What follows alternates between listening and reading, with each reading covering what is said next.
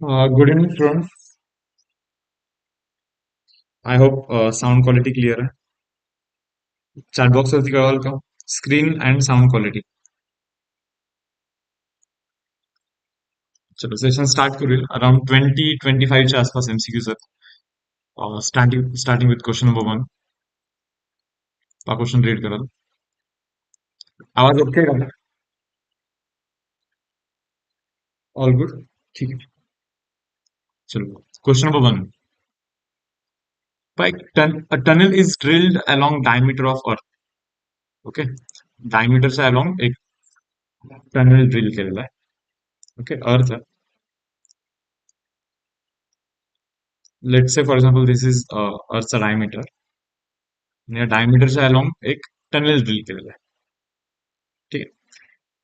एक होल पाडलेला आहे. इथे जर का एखादा ऑब्जेक्ट तुम्ही सोडून द्याल तर तो काय होईल, पहिले सेंटरकडे अट्रॅक्ट होईल. ओके. आता या डायरेक्शन मध्ये जाते वेळी त्याची वेलोसिटी वाढेल, इन्क्रीज होईल. मीन पोझिशन वरती वेलोसिटी विल बिकम मॅक्सिमम. आणि त्यानंतर ज्यावेळेस तो या डायरेक्शन मध्ये जायला लागेल परत, on account of its velocity तो पुढे कंटिन्यू करेल. पण ज्यावेळेस तो या डायरेक्शन मध्ये जायला लागेल तर डेफिनेटली परत तो सेंटरकडे अट्रॅक्ट होईल बिकॉज ऑफ ग्रॅव्हिटी. ओके. मग त्याची वेलोसिटी कमी कमी होत जाईल. इथे गेल्यानंतर परत वेलोसिटी विल बिकम झिरो. आणि हा प्रोसेस कंटिन्युअसली चालत राहणार आहे. ठीक आहे. तर हा जो काही ऑसिलेशन होत आहे त्या ऑसिलेशनचा टाइम पिरियड आपल्याला शोधायचा आहे. काय शोधतो आपण? या ऑसिलेशनचा टाइम पिरियड. ठीक आहे. पहा काय होतं. काय करायचं पहा.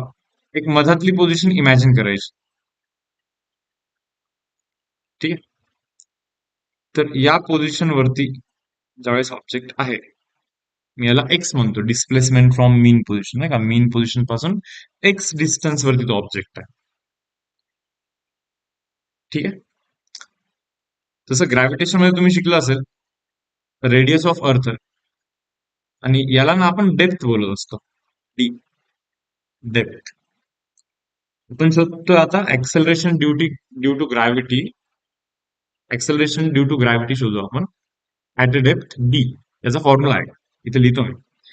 Acceleration due to gravity at a depth d म्हणजे अर्थच्या आतमध्ये डी डेप्थ गेल्यानंतर, ओके, डी एवढा डेप्थ आतमध्ये गेल्यानंतर ऍक्सेलरेशन ड्यू टू ग्रॅव्हिटीचा जो व्हॅल्यू असतो तो असतो g into 1 - of d divide by R. हा तो व्हॅल्यू असतो. This acceleration due to gravity at a depth d. ठीक आहे. So g d is equal to g into bracket मध्ये हा आर इथे जातो. So R minus of d, R minus of d whole divide by R करतो मी इथे. जर का तुम्ही नोटीस कराल ना आर मायनस डी, तर टेक्निकली आर मधून जर का डी मायनस कराल तर तुम्हाला इथे एक्स मिळेल. आर मायनस डी लाच आपण एक्स लिहू शकतो ना का. So acceleration due to gravity at depth d is g into x divide by r. म्हणजे या पोझिशन वरती असते वेळी टुवर्ड सेंटर जो ऍक्सेलरेशन आहे तो एवढा आहे. पण आपल्याला माहिती ऑसिलेशनच्या केसमध्ये टुवर्ड सेंटर जो ऍक्सेलरेशन असतो that is omega square X. किती असतो? Omega square X. X X cancel करा. सो अँग्युलर वेलोसिटीचा व्हॅल्यू बनतो G by R, under root of G by R. So definitely time period will become 2 pi divide by omega. Okay. So 2 pi divide by omega's value under root of G divide by R करा. Okay. So 2 pi under root of R divide by जी. तर हा तर time period झाला. ठीक आहे. आता आपल्याला काय शोधायचं होतं? सेंटरला गेल्यानंतर वेलोसिटी शोधायची. Velocity on reaching centre of earth म्हणजे सेंटरवरची वेलोसिटी. सेंटरवरची वेलोसिटी इज ए ओमेगा ना. वेलोसिटीचा फॉर्म्युला काय? Omega under root A square minus X square. But सेंटरला गेल्यानंतर डिस्प्लेसमेंट तर झिरो होऊन जाईल. So A square under root is A. So velocity will become A omega. तर ए म्हणजे अँप्लिट्यूड. किती अँप्लिट्यूडचं ऑसिलेशन चालू आहे इथे? रेडियस आहे अँप्लिट्यूड मीन्स. ओमेगाचा व्हॅल्यू आत्ता आपण जो शोधलाय that is under root of G divide by R. Okay. तर या आरला मी under root R into under root R लिहितो. एक कॅन्सल होईल. So under root of G R हा आपला इथे आन्सर मिळेल. That is option number B. Okay. चलो हे समजलं सर्वांना.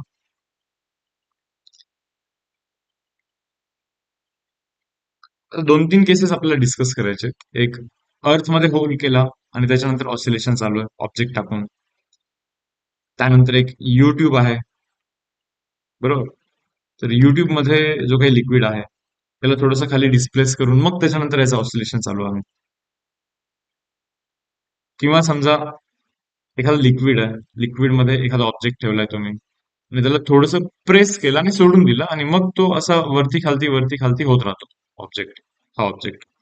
मग त्याचा ऑसिलेशनचा काय, टाइम पिरियडचा काय फॉर्म्युला, हे थोडेसे फॉर्म्युलेज मी तुम्हाला इथे लिहून देतो. पण हा सम समजला का सर्वांना? टाइम पिरियडचाही फॉर्म्युला क्लिअर करून घ्या. 2π√r/g, 2π√r/g. ओके, मी इथे रिझल्ट लिहितो, ठीक आहे. और इथे एक होल पाडला, ठीक आहे. होल पाडून एक ऑब्जेक्ट सोडण्यात आलेला आहे जो की टुवर्ड सेंटर जातो. त्याच्यानंतर इथे या डायरेक्शन मध्ये त्याचं ऑसिलेशन कंटिन्युअसली होत राहतं. त्याचा टाइम पिरियड आहे 2π√r/g. Okay, where r is the radius of earth. यानंतर समजा एखादं लिक्विड आहे, ठीक आहे. एक लिक्विड आहे आणि लेट्स से फॉर एक्झाम्पल एक ऑब्जेक्ट आहे इथे, असं एखादा ऑब्जेक्ट आहे. तर हा जो कोणता ऑब्जेक्ट आहे या ऑब्जेक्टचा पाण्यामधला लेंथ जो आहे ना, लेट दॅट बी एल. तो ऑब्जेक्ट पाण्यामध्ये किती आहे? एल आहे, एल. त्या ऑब्जेक्टचा एल लेंथ पाण्यामध्ये. आता समजा मी या ऑब्जेक्टला इथे प्रेस करीन तर थोडासा आतमध्ये जाईल ना तो ऑब्जेक्ट, असा. करेक्ट. आणि जर का आपण सोडू तर बिकॉज ऑफ बॉइंट फोर्स लिक्विड वरती ढकलेल त्याला, मग याचं ऑसिलेशन मग परत चालू होऊन जाईल. तो वरती खालती होत राहील कंटिन्युअसली या लिक्विड मध्ये. आता त्याचा जो टाइम पिरियडचा फॉर्म्युला आहे, okay, time period of oscillation is 2π√of L/g. हे पहा, सिमिलर सिमिलर फॉर्म्युले, 2π√of L/g. तर बऱ्याच वेळी इथे बुकमध्ये एच दिलं असतं हाईट, तर मग ठीक आहे ना, 2π√of H/g करा, ठीक आहे. इवन आपला सिंपल पेंडुलम जो होता, सिंपल पेंडुलम, याचा पण टाइम पिरियड 2π√of L/g आहे ना. आता या व्यतिरिक्त एक आणखीन एक केस सांगतो मी तुम्हाला. लेट से फॉर एक्झाम्पल तुमच्याकडे एक युट्यूब आहे, ठीक आहे. आता युट्यूब मध्ये लिक्विड आहे, इथे लिक्विड ठेवतो आम्ही. तर हा जो काही लिक्विड आहे या लिक्विडचा कम्प्लीट लिक्विडचा लेंथ हा एल आहे फॉर एक्झाम्पल. अलग अलग फॉर्मॅटमध्ये याचे फॉर्म्युलेस दिले असतात. समजा मी याला एच म्हणतो फॉर एक्झाम्पल, एच, ठीक आहे. आता कम्प्लीट लिक्विड कॉलमचा लेंथ याचा अर्थ ही लेंथ जी की एच आहे आणि त्याच्यानंतर ही पण लेंथ जी की परत एच आहे, इकडे पण तर एच असेल ना, हा, बरोबर. तर हा जो एच प्लस एच आहे ना, एच प्लस एच जो आहे, समजा मी त्याला एल म्हणलं, लेंथ ऑफ लिक्विड कॉलम. आणि या केसमध्ये समजा या सरफेस वरती मी इथे थोडस पुश दिला तर काय होईल की लिक्विड इकडून वर येईल ना थोडासा, आणि थोडस प्रेस करून मी त्याला सोडून दिला तर हा ऑसिलेट करत राहणार, असा असा असा असा, ओके. आणि मग त्या ऑसिलेशनचा जो टाइम पिरियड असतो, time period of that oscillation is given bye 2π√of L/g असतो. तो किती असतो? L/g. जर का या पूर्ण लेंथला एल कन्सिडर केलं तर, काय, पूर्ण लेंथला एल कन्सिडर केलं तर, ओके.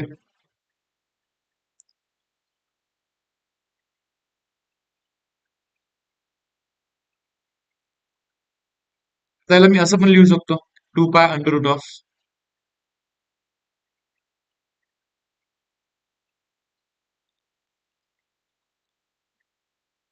2π√of, एक मिनिट, फॉर्म्युला थोडंसं कन्फ्युज झालं.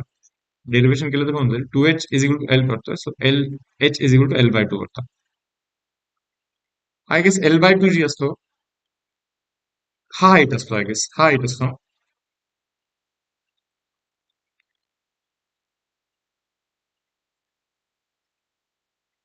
मी व्हेरीफाय करून सांगतो, एकच मिनिट. हा हाईट असतो आणि that is equal to l by two. Correct. हा जो हाईट आहे ना, हा हाईट घ्यायचा असतो इथे आपल्याला. Okay, 2 pi under root of H by G आहे, एच बाय जी. आणि जो हाईट आहे that height is L by two. मग तुम्ही त्याला हाईटला एल बाय टू पण लिहू शकता, कम्प्लीट लिक्विडच्या कॉलमचा लेंथ. ओके. आणि यांचे सर्वांचे विथ डेरिवेशन तुम्हाला जमले पाहिजे पूर्ण. ओके, याचं डेरिवेशन जमलं पाहिजे, याचं डेरिवेशन, सर्वांचं डेरिवेशन जमलं पाहिजे. ठीक आहे, आता हे डेरिवेशन मी आता इथे नाही सांगत. पण काही नाही, सिम्पलच असतं. लाईक थोडंसं त्याला डिस्प्लेस करायचा डीएक्स लेंथने, मग रिस्टोरिंग फोर्स काढायचा. इथे restoring force is bound force. बरोबर. आणि मग त्याच्यानंतर पुढे नॉर्मल जसं डेरिवेशन आपण करतो कोणत्याही ऑसिलेशनच्या टाइम पिरियडचं, त्या प्रोसिजरने डेरिवेशन करा, येऊन जाईल. बट हे 3 गोष्टी तुम्हाला पाठ पाहिजे. ठीक आहे, मी पुढे जातो. ठीक आहे, नेक्स्ट सम. पहा बरं हा काय.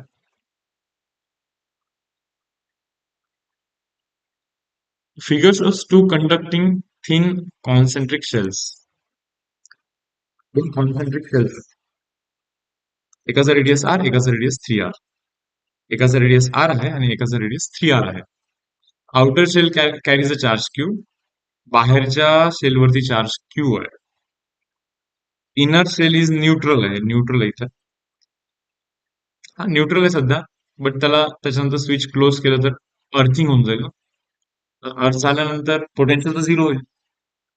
मे बी चार्ज याच्यावरती येऊ पण शकतो, किंवा याच्यावरती निगेटिव्ह चार्ज पण येऊ शकतो. पॉझिटिव्ह पण येऊ शकतो किंवा निगेटिव्ह पण येऊ शकतो. तेच तर आपल्याला शोधायचं की त्यावरती किती चार्ज. बट त्या पहिले याचं कॉन्सेप्ट आपण थोडंसं स्टडी करू, की आतमधल्या स्पिअरला अर्थिंग केलं किंवा बाहेरच्या स्पिअरला अर्थिंग केलं तर एक्झॅक्टली होत काय असतं. बट त्यासाठी डिपेंड करतं की लाईक तुम्हाला पोटेन्शियलचा कॉन्सेप्ट माहिती की नाही. तर मी पहिले पोटेन्शियलचा एक कॉन्सेप्ट सांगतो छोटासा. ओके, तर बघा काय, आपला टार्गेट हा नाही की फक्त या क्वेश्चनचा आन्सर करायचं. थोडं बहुत क्वेश्चन मध्ये चेंज नाही झाला तरी क्वेश्चनचा आन्सर करता आलं पाहिजे. ओके, हे बघा एक स्पिअर. स्पिअर हे 4 टाईपचे असतात. किती टाईपचे असतात स्पिअर? 4. एक तर स्पेरिकल शेल आहे, एक तर सॉलिड किंवा हॉलो करतो मी इथे. सॉलिड असेल किंवा हॉलो असेल. ओके, आता सॉलिड मध्ये पण परत 2, कंडक्टिंग, नॉन कंडक्टिंग. हॉलो मध्ये पण परत 2, कंडक्टिंग, नॉन कंडक्टिंग. आता हॉलोला नॉर्मली स्पेरिकल शेल बोललं जातं. आय होप स्पेरिकल शेल तुम्हाला समजत असेल. स्पेरिकल शेल मीन्स लाईक हा असा आतमध्ये पूर्ण हॉलो आहे आणि लाईक टेनिसचा बॉल काइंड ऑफ. ओके, 4 टाईपचे स्पिअर असतात, सॉलिड स्पिअर किंवा हॉलो स्पिअर. आता हॉलो मध्ये कंडक्टिंग किंवा नॉन कंडक्टिंग तसं काही फरक नाही पडत. हॉलो बोलला तर कंडक्टिंग असू देत किंवा नॉन कंडक्टिंग असू देत. ओके, आपल्यासाठी बेसिकली त्याला सेम ट्रीट करायचं, बिकॉज जो काही चार्ज डिपॉझिट होणार आहे त्या स्पिअर वरती तो सर्व चार्ज इथेच डिपॉझिट होणार आहे. पहिली गोष्ट हे क्लिअर करून घ्या. कोणते 3 स्पिअर सेम ट्रीट करायचे आहेत मी तुम्हाला सांगतो. हॉलो मध्ये नॉन कंडक्टिंग, कंडक्टिंग आणि सॉलिड मध्ये कंडक्टिंग हे तिघे सेम असतात. कारण की सॉलिड जरी स्पिअर असेल ना आणि चार्जेस तुम्ही आतमध्ये जरी टाकले समजा असे, बरोबर, तर काय होतं ते चार्जेस कंडक्ट होऊन शेवटी आतमधले चार्जेस सर्वच्या सर्व एकमेकांना बेसिकली रिपेल करून करून शेवटी सरफेस वरती असे डेव्हलप होतात सर्व चार्जेस. हे समजलं? सर्व चार्जेस सरफेस वरती डेव्हलप होऊन जातात. सॉलिड जरी असेल, सॉलिड आणि कंडक्टिंग असेल तर. बट सॉलिड असेल आणि नॉन कंडक्टिंग असेल, नॉन कंडक्टिंग याचा अर्थ बेसिकली चार्जेस तिथून फ्लो होत नाहीयेत. तर जिथे चार्ज तुम्ही डिपॉझिट केला तो चार्ज तिथेच राहणार. समजा मग जर का तुम्ही चार्जेस असे टाकले आतमध्ये, ओके, तर ते तसेच राहणार, सरफेस वरती येणार नाहीत. बरं, हे समजलं सर्वांना की स्पिअर्स मध्ये डिफरन्सेस कशा आहेत. स्पेरिकल शेल असेल, कंडक्टिंग असू दे, नॉन कंडक्टिंग असू दे, ऍट द एंड सरफेस वरतीच डिपॉझिट होणार आहेत. सरफेस किंवा आतमध्ये असे. कंडक्टिंग असेल तर सरफेस, नॉन कंडक्टिंग असेल तर आतमध्ये, बट ऍट द एंड शेवटी ते पेरिफेरीवरतीच आहे. सॉलिड आणि कंडक्टिंग असेल तरी आतमध्ये जरी तुम्ही चार्ज दिला तर तो शेवटी बाहेरच येणार आहे सरफेसवरती. आणि नॉन कंडक्टिंग असेल तर तो चार्ज आतमध्ये थांबू शकतो तिथे किंवा थांबतो इन शॉर्ट. ओके. आता आपण काय स्टडी केलेलं असतं मी सांगतो. मी पहिले तर इलेक्ट्रिक इंटेन्सिटी पासून स्टार्ट करतो. आता आपण हे स्टडी केलेलं असतं की electric intensity at a distance r शिकलेलं असतं आपण. सेंटर पासून किती डिस्टन्स वरती आर. किती असते electric intensity? 1/4πε0 Q divide by R square. Q divide by Q म्हणजे टोटल चार्ज किती आहे तर स्पिअर वरती डिवाइड बाय आर स्क्वेअर. ही असते electric intensity at a distance R from the centre of sphere. आपण असं म्हणतो की स्पिअरच्या आतमध्ये, कुठे? स्पिअरच्या आतमध्ये इलेक्ट्रिक इंटेन्सिटी किती होते? 0. कारण की आतमध्ये जाऊन जर का तुम्ही गॉसियन सरफेस ड्रॉ कराल तर याच्या आतमध्ये तर काही चार्ज नाहीये, म्हणून काही इथे फ्लक्स तर जात नाहीये. फ्लक्स जात नाही म्हणजे डेफिनेटली इलेक्ट्रिक फील्ड तिथे नाहीये. किंवा तसं वेगळं एक्सप्लेनेशन द्यायचं असेल तर असंही म्हणू शकता तुम्ही की हे सर्व चार्जेस इथे, हा चार्ज याला इथे रिपेल करेल, हा चार्ज याला इथे रिपेल करेल, हा चार्ज याला इथे रिपेल करेल, हा याला इथे रिपेल करेल, हा इथला चार्ज यांना इथे, सर्व डायरेक्शननी फोर्सेस ऍक्ट होतील. सो नेट फोर्स बेसिकली 0 होऊन जाईल. सो आतमध्ये इलेक्ट्रिक फील्ड 0 असते, असंही तुम्ही एक्सप्लेन करू शकता या केसमध्ये पण आणि सॉलिड कंडक्टिंग स्पिअरच्या केसमध्ये पण. बट असा स्पिअर असेल ना तर आतमध्ये समजा या पॉइंटवरती इलेक्ट्रिक फील्ड ही 0 नसते. याच्यासाठी पण एक फॉर्म्युला आहे जो की एनसीईआरटी मध्ये दिला पण आहे, तर माहिती असू देत. सरळ सिंपल डेरिवेशन आहे, फार काही अवघड नाही. ते पण मी तुम्हाला फास्ट मध्ये करून दाखवतो. तर पहा काय करायचं. तिथे एक स्पिअर ड्रॉ करतो.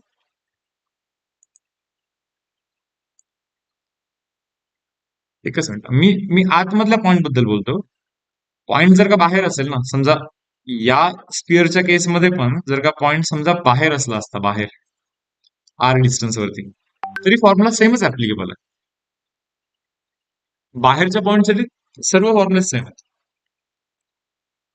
आतमधल्या पॉइंटसाठी इथे फील्ड 0, इथे पण फील्ड 0, बट इथे या स्पिअरच्या केसमध्ये आतमध्ये फील्ड असते, जे की आपण आता इथे डिस्कस करतो.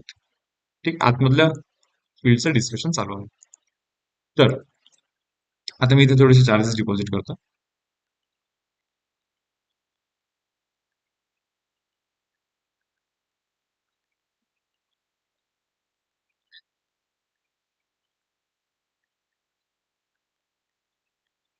ठीक, आणखीन एक स्पिअर ड्रॉ करतो मी. तर ग्रीन कलरचा स्पिअर ड्रॉ करतो. इमॅजिनरी सरफेस आहे बघा. Green colour is imaginary surface. ठीक आहे. आता सेंटर पासून आर डिस्टन्स वरती मला फील्ड शोधायची. Inlet radius of that bigger sphere is capital R. हे जे काही चार्जेस डिपॉझिट झालेले आहेत ते कम्प्लीट व्हॉल्यूम मध्ये चार्ज डिपॉझिट झालेले आहे. Let say for example charge deposited जो आहे तो क्यू आहे. क्यू डिवाइड बाय 4/3 πr³ म्हणजे अख्ख्या स्पिअर, मोठ्या स्पिअरचा volume. So this is charge per unit volume into. आता तुम्ही मला सांगा या आतमधल्या स्पिअर वरती किंवा आतमधल्या स्पिअर मध्ये किती चार्ज असेल. आता चार्ज पर युनिट व्हॉल्यूम आहे. आतमधल्या स्पिअरचं व्हॉल्यूम इज 4/3 π स्मॉल r³ ना, तर ही गोष्ट तर कॅन्सल होईल. सो आतमधल्या स्पिअरचा जो व्हॉल्यूम आहे that is Q r³ divide by r³. एवढा चार्ज आतमधल्या स्पिअरच्या, म्हणजे या ग्रीन स्पिअरच्या आतमधल्या पार्ट मध्ये एवढा चार्ज. आणि हा जो बाहेरचा चार्ज आहे, ओके, हा जो बाहेरचा चार्ज आहे त्या बाहेरच्या चार्जमुळे या पॉइंटवरती इलेक्ट्रिक फील्ड अशी 0च असणार आहे. कारण या पॉइंटवरती इलेक्ट्रिक फील्ड शोधण्यासाठी तुम्ही इथे गॉसियन सरफेस इथे बनवता, बरोबर. सो जो इलेक्ट्रिक फ्लक्स काढत असता तो त्या गॉसियन सरफेसच्या आतमध्ये चार्ज, त्यामुळेचा फ्लक्स आपण इथे कॅल्क्युलेट करत असतो. ओके, सो बाहेर जो चार्ज ठेवला त्याच्यामुळे तर इलेक्ट्रिक फील्ड इथे असण्याचा प्रश्नच नाहीये आतमध्ये. तुम्हाला वाटत असेल हा चार्ज याला रिपेल करेल, पण ठीक आहे ना, इथले पण चार्जेस याला रिपेल करतील ना. हा याला रिपेल करेल, इथला या डायरेक्शन मध्ये रिपेल करेल. सो नेट फील्ड बेसिकली 0च होईल आउटर चार्जेसमुळे. जे काय राहील ते इनर चार्जेसमुळे. ठीक आहे. सो एवढा चार्ज घ्यायचा. आता फॉर्म्युला मी वापरतो. Electric intensity. इंटेन्सिटी किती असते बरं स्पिअरच्या सेंटर पासून आर डिस्टन्स वरती electric field intensity is given by 1/4 pi epsilon naught charge divide by R square असतो. Charge divide by what R square. आणि चार्ज किती आहे एवढा चार्ज आहे. Q R cube divide by R cube एवढा charge आहे बरोबर. आर स्क्वेअर कॅन्सल इथे आर क्यूब कॅन्सल. तर हा बनला तो फॉर्म्युला 1/4 पाय एप्सिलॉन नॉटला के ठेवत असेल तर के ठेवा. K Q R by R cube. Okay हा बनतो याचा फॉर्म्युला. इलेक्ट्रिक इंटेन्सिटी या स्पिअरच्या केसमध्ये स्पिअरच्या आतमधल्या पॉईंटवरती at distance R from the centre. गोष्टी समजतात का चॅट बॉक्स वरती कळवा. पॉईंट क्लिअर सर्वांना.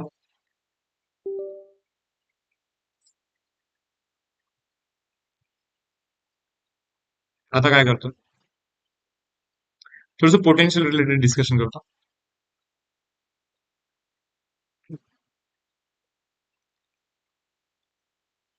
तेव्हा मी स्पिअरच्या सरफेसवरती चार्जेस डिपॉझिट करतो.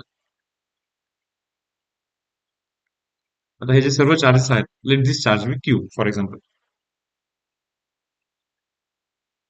किती चार्ज आहे ओव्हरऑल टोटल क्यू चार्ज आहे स्पिअरवरती.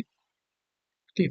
तर स्पिअरच्या जस्ट सरफेसवरती जस्ट सरफेसवरती इथे इथे स्पिअरच्या जस्ट सरफेसवरती can we use the formula of potential as a potential is equal on both surface and equating. ठीक आहे नाही, करतो मी 1-2 मिनिट. बरं आता आपण पोटेन्शियलचं डिस्कस करता. सरफेस वरती पोटेन्शियलचा formula electric potential on the surface of sphere is given by 1/4 pi epsilon naught 1/4 pi epsilon naught Q divide by जो काही रेडियस असेल त्या स्पियरचा let that be R Q by R. हा आहे पोटेन्शियलचा फॉर्म्युला ऑन दी सरफेस. बरोबर हा हा पॉईंट क्लिअर आहे सर्वांना. तर पोटेन्शियलचा कॉन्सेप्ट जर का तुम्हाला माहिती असेल तर पोटेन्शियल काय असतं amount of work done per unit charge ना. इन्फिनिटी पासून या पॉईंट वरती आणण्यासाठी किती वर्क करतो आपण. बघा इथे इन्फिनिटी फॉर एक्झाम्पल इथे इन्फिनिटी पासून या पोझिशन वरती आणण्यासाठी एखादा चार्ज आणण्यासाठी आपण किती वर्क करत असतो त्याच्यावरती work done per unit charge याला म्हणतो आपण पोटेन्शियल. तर सरफेस वरती पोटेन्शियल एवढा आहे. तुम्ही म्हणाल आर डिस्टन्स वरती पोटेन्शियल किती आहे मग आरच्या जागी आर टाकणार सिम्पल. असं ऍझ्युम करतो आपण की हा अख्खा जो चार्ज आहे तो एका पॉइंट वरती कॉन्सन्ट्रेट झालेला आहे असं कन्सिडर करायचं असतं. मग तुम्ही म्हणाल सरफेसच्या आतमध्ये समजा सरफेसच्या आतमध्ये हा पॉइंट आहे बरोबर. तर या पॉइंट वरती पोटेन्शियल केवढा असेल हे बघा सरफेस वरती जेवढा पोटेन्शियल आहे तेवढाच पोटेन्शियल आतमध्ये पण असतं. का त्याचं रिझन असं आहे की इन्फिनिटी पासून सरफेस वरती आणण्यासाठी जो वर्क केला तुम्ही ओके त्या वर्कमध्ये इथून इथे घेऊन जाण्यासाठी काहीही एक्स्ट्रा वर्क करायला लागणार नाहीये बिकॉज आतमध्ये तर फील्डच झिरो आहे ना. तर इथून इथे घेऊन जाण्यासाठी काही एक्स्ट्रा वर्क केलाच नाहीये. सो वर्क डन तर सेम राहिला तुमचा. मग त्या केसमध्ये इथला पोटेन्शियल आणि आतमधला पोटेन्शियल हे दोन्ही पोटेन्शियल एक्झॅक्टली सेम असले पाहिजे. समजलं का हा पॉइंट. पोटेन्शियल बद्दल बोलतो मी सरफेस वरती पोटेन्शियल आणि आतमध्ये पोटेन्शियल सेम असतो. ओके सरफेसच्या बाहेर आर डिस्टन्स वरती शोधायचं असेल तर सरळ सिंपल या आर जागी आर टाकून का होऊन जाईल. आता ही गोष्ट तुम्हाला समजली पाहिजे इथे याच्यावरतूनच हा क्वेश्चनचा आन्सर तुम्ही करू शकता किंवा आपण हे सॉल्व्ह करू शकता. तर पाहता आपल्याकडे आहेत आता 2 स्पिअर. इथे एक स्पिअर आहे इथे एक स्पिअर आहे. पहिले मी तुम्हाला हे एक्सप्लेन करतो की बाहेरच्या स्पिअरला जर का तुम्ही अर्थिंग केलं तर काय होतं आणि मग आपण हे डिस्कस करू की आतमधल्या स्पिअरला अर्थिंग केलं तर काय होतं. ठीक आहे आता 2 मिनिटांसाठी असं पकडू आपण की आतमधला जो स्पिअर आहे त्याला मी देतोय पॉझिटिव्ह चार्ज. काय देतोय मी पॉझिटिव्ह चार्ज आतमधल्या स्पिअरला पॉझिटिव्ह चार्ज देतो. किती चार्ज दिला let's say for example Q charge दिला. आतमधल्या स्पिअरला आपण क्यू चार्ज दिला. आता बाहेरचा स्पिअर तर न्यूट्रल आहे हे पहा हे आपण स्वतःहून तिथे चार्ज चार्ज बेसिकली डिपॉझिट केलेला आहे. ठीक आहे आता बाहेरचा स्पिअर तर न्यूट्रल आहे. आता भलेही तो न्यूट्रल असेल न्यूट्रल जरी असेल तर चार्जेस बेसिकली पोलराइज होतात. म्हणजे मायनस वाले सर्व इथे या साईडला येतात बरोबर. सर्व निगेटिव्ह वाले चार्जेस बेसिकली इथे आहेत आणि पॉझिटिव्ह चार्जेस बेसिकली बाहेर असतात. आय होप असं तर तुम्ही थोडं बहुत कुठे ना कुठे पाहिलं असतं. इथे सर्व प्लस चार्जेस आहेत. ठीक आहे. आता मी काय करतोय पहा, मी याला करतो अर्थ. म्हणजे बेसिकली मी याला डायरेक्टली अर्थला कनेक्ट केलं. अर्थ ही अशी गोष्ट आहे की ज्याचं पोटेन्शियल आपण झिरो ट्रीट करत असतो आणि जी कोणती गोष्ट अर्थला कनेक्ट करतो आपण त्याचं पोटेन्शियल आपण डायरेक्टली झिरो अज्युम करत असतो. किती अज्युम करतो पोटेन्शियल? झिरो. सो तुम्ही हे समजून घ्या की या पॉइंटवरती पोटेन्शियल हा झिरो आहे. करेक्ट.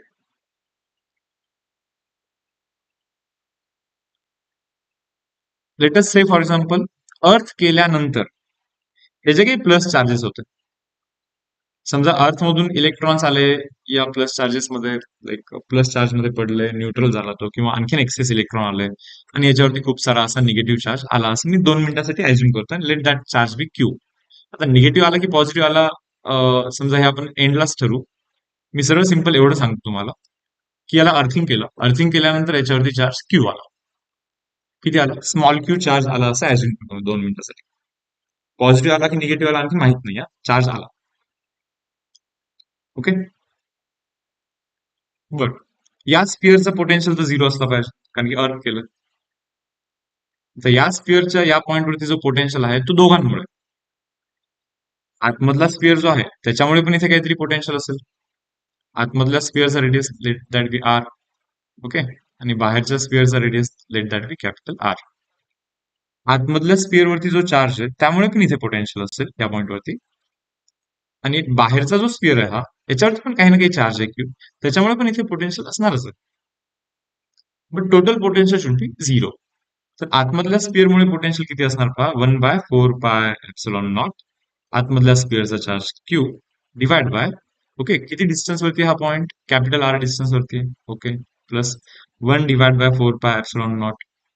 बाहेरच्या स्पिअरमुळे इथे पोटेन्शियल किती आहे, चार्ज किती आहे इथे, क्यू आहे ना, डिवाइड बाय किती डिस्टन्स हा, आर. आणि हे दोघांचं पोटेन्शियल मिळून झिरो असलं पाहिजे. 1/4πε0 कॉमन करा, तिकडे जाऊन झिरोच होतो. So q divide by r is equal to minus q divide by R. हा, तिकडे जाऊन मायनस होतो. समजा r r will get cancel, तर क्यूचा व्हॅल्यू बनतो मायनस ऑफ क्यू. याचा अर्थ आतमध्ये जर का क्यू चार्ज डिपॉझिट झाला असेल तर बाहेरच्या स्पिअर वरती, okay, minus Q charge deposit होतो. हे तुम्ही समजून घ्या जर का बाहेरच्या स्पिअरला अर्थ केलं तर. अर्थिंग जर का बाहेरच्या स्पिअरला केली तर ही कंडिशन. आतमधल्या स्पिअरवरती चार्ज क्यू असेल तर बाहेरच्या पण स्पिअरवरती चार्ज हा बेसिकली क्यूज असणार. ओके.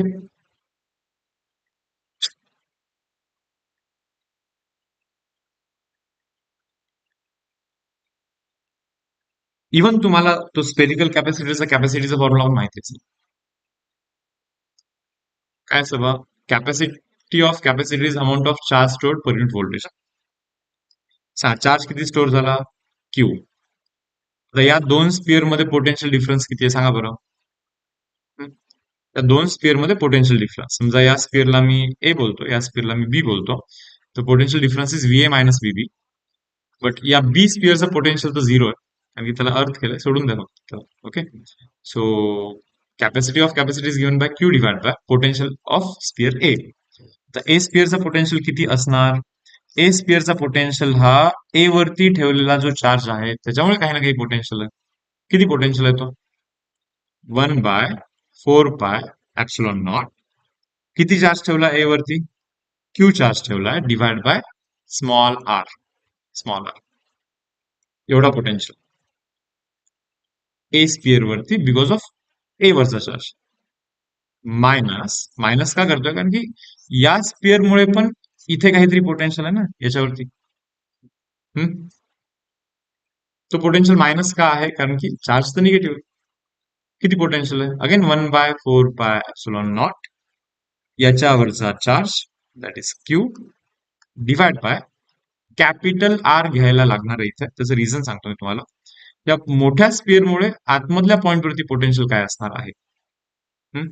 मोठ्या स्पिअरमुळे सरफेसवरती पोटेन्शियल किती असतो, 1/4πε0 क्यू बाय आर असतो.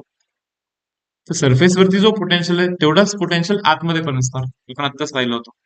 त्यांनी सरफेसवरती आणण्यासाठी जो वर्क केला तेवढाच वर्क आतमध्ये घेऊन जाण्यासाठी पण करायला लागतो. कारण की फक्त जर का मोठा स्क्वेअर कन्सिडर कराल तर आतमध्ये तर इंटेन्सिटी काहीच नाहीये, तर वर्क करण्याची गरज नाही ना आतमध्ये घेऊन जाण्यासाठी. सो जो सरफेसवरती पोटेन्शियल तोच आतमध्ये पण पोटेन्शियल. ज्यावेळेस मोठ्या स्पेअरमुळे आतमध्ये पोटेन्शियल शोधतोय आपण, त्यावेळी छोट्या स्पेअरचा विचार नाही करायचा प्रिन्सिपल ऑफ सुपरपोजिशन. ओके, हे 1/4 पाय एप्सिलॉन नॉट सर्वात वरती जाणार. 4 पाय epsilon not. Okay, Q Q Q सर्वांचा कॅन्सल होणार, डिवाइड बाय इथे 1/r - 1/r बनला की नाही, 1/r - 1 डिवाइड बाय आर.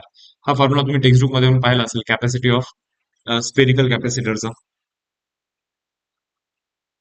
काय समजलं का? 1/4 pi epsilon not 1/r - 1 divide by capital. नाही रोहन, तो तो जो कॅपॅसिटी लिहिला ना तू, तो सिलेंड्रिकल कॅपॅसिटरचा. ओके, तर हा आहे स्पेरिकल कॅपॅसिटरच्या केस मधला कॅपॅसिटी. इथेपर्यंत ओके. ठीक आहे. बऱ्याच वेळी काय होतं असं सांगतो मी तुम्हाला, की समजा एक सरळ सिंपल एकच स्पिअर देण्यात आलेला आहे, दुसरा समजा हा आतमधला स्पिअर दिलाच नाहीये, एकच स्पिअर देण्यात आलेला आहे बाहेरचा, किंवा एक स्पिअर आहे आणि याच्यावरती प्लस चार्जेस डिपॉझिट केलेले आहेत असं सांगण्यात आलं आपल्याला. बरोबर. दुसरा स्पिअर त्याने दिलाच नाहीये. ओके, तर दुसरा स्पिअरचा रेडियस एवढा मोठा पकडायचा म्हणजे इन्फिनिटी पकडायचा इन शॉर्ट. तर दुसऱ्या स्पिअरचा रेडियस जर का तुम्ही इन्फिनिटी पकडाल तर हा तर झिरो होईल, हा सर्वात आर सर्वात वरती जाईल. तर मग कॅपॅसिटीचा फॉर्म्युला असा बनेल. जर का सिंगल स्पिअर दिला असेल तर कॅपॅसिटी अशी बनेल. समजलं काय? सिंगल स्पिअर दिला असेल तर. बरं, आपल्या मेन क्वेश्चन कडे येऊ आता आपण. त्या क्वेश्चनला थोडंसं जास्त टाइम घेतलाय आपण. मला वाटतं आपण हे जे आता काही एक्सप्लेन केलेलं आहे हे सेशन नंतर परत एक वेळेस पाहण्याचे नोट्स बनवा व्यवस्थित. ठीक आहे. पहा रे, आता काय करतोय आपण. आतमधल्या स्पिअरला आपण अर्थिंग करतोय, बाहेरच्या स्पिअरवरती क्यू चार्ज आहे. आतमधल्या स्पिअरवरती may be capital Q charge येईल, येऊ शकतो ना. अर्थिंग केला याचा अर्थ काही झिरो चार्ज असतो असं नाही. अर्थिंग केला मीन्स पोटेन्शियल झिरो. आता चार्ज असेल तो असेल. मी फक्त इतकंच लिहू शकतो की या स्पिअरला ए लिहितो, या स्पिअरला बी लिहितो. Potential at sphere A has to be zero because earthing केलं. आता ए स्पिअर वरती पोटेन्शियल कोणामुळे आहे? या स्पिअर वरती जो चार्ज आहे त्याच्यामुळे, प्लस बाहेरच्या स्पिअर वरती जो चार्ज आहे त्याच्यामुळे, दोघांमुळे पोटेन्शियल आहे ए पॉइंट वरती. बरं, आतमधला स्पिअर इथे जो चार्ज आहे कॅपिटल क्यू, त्याच्यामुळे इथे पोटेन्शियल किती असेल तर 1/4 pi epsilon naught Q divide by small r. R distance वरती पॉइंट आहे ना तो. प्लस बाहेरच्या स्पिअर मुळे जो पोटेन्शियल आहे आतमध्ये या पॉइंट वरती, that is 1/4 pi epsilon naught small q divide by 3 r. 3 r का केलं? कारण की बाहेरच्या स्पिअरच्या सरफेस वरतीचा पोटेन्शियल काढणार आहे आणि तेवढाच पोटेन्शियल त्याच्यामुळे आतमध्ये पण आहे असं ट्रीट करतोय आपण. बरोबर. आणि हे दोघांचं पोटेन्शियलचं addition has to be zero. 1/4 pi epsilon not cancel करा तुम्ही इथे.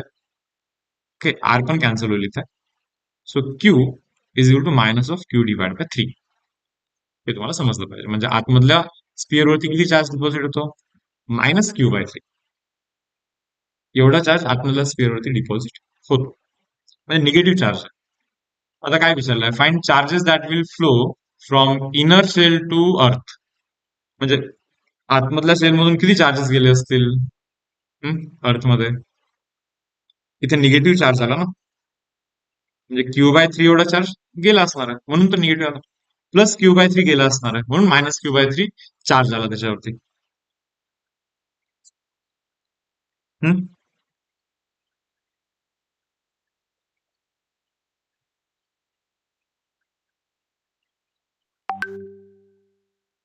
So answer should B plus Q divide by 3. एवढा चार्ज तिथून गेला असणार. ओके, चलो समजला असा.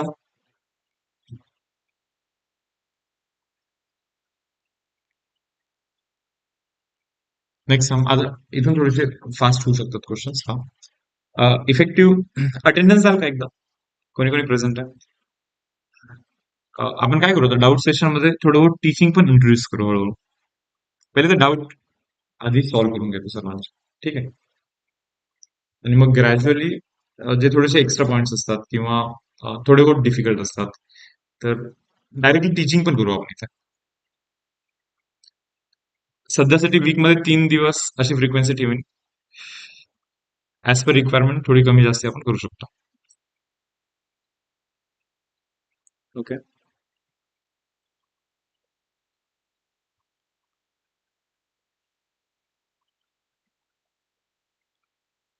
ठीक आहे. हा क्वेश्चन बघा. बरं तुम्हाला एक फॉर्म्युला माहिती पाहिजे इथे. 1+2+3+4+5 up to n sequence series मधला फॉर्म्युला. यांचा ऍडिशन असतो एन इंटू +1 डिवाइड बाय 2. कसा असतो बघा. आता बघा हा कॅपॅसिटी किती आहे? सी आहे. हे दोघे पॅरलल मध्ये आहेत म्हणजे 2 सी आहे. हे तिघे पॅरलल मध्ये आहेत म्हणजे 3 सी आहे. 4 जण पॅरलल मध्ये आहे म्हणजे 4 सी. असंच करत 5 C up to n C बनेल नाही का. मग सी कॉमन कराल तर 1+2+3+4 अप टू एन. बरोबर. मग हा तर शेवटी N into n+1 divide by 2 बनेल. So answer should be option number D. Okay. N into n+1 divide by 2. Okay. Next समजा तो. हा फॉर्म्युला सिक्वेन्स सिरीज मधला आहे 11th स्टँडर्ड. आता इथे बघा काय. Figure shows electric lines of force emerging from charge body. If the electric field at A and B are EA and EB, A वरती EA फील्ड आहे आणि B वरती EB फील्ड आहे. कुठली फील्ड जास्त आहे हे पाहून समजतं का? पहा बरं. फील्ड ही कुठली जास्त आहे? इथे थोडंसं डेन्स आहे, so definitely field at A should be greater than field at B. So go with option number A. फार काही विचार करण्याची तशी गरज नाही. ओके. Next sum. चला हे करून आन्सर सांगा मला. 4 charges Q Q minus Q minus Q Q Q minus Q minus Q are placed at 4 corners A B C D of square. स्क्वेअरच्या ना 4 कॉर्नर वरती बेसिकली हे चार्जेस ठेवलेले आहेत. Okay.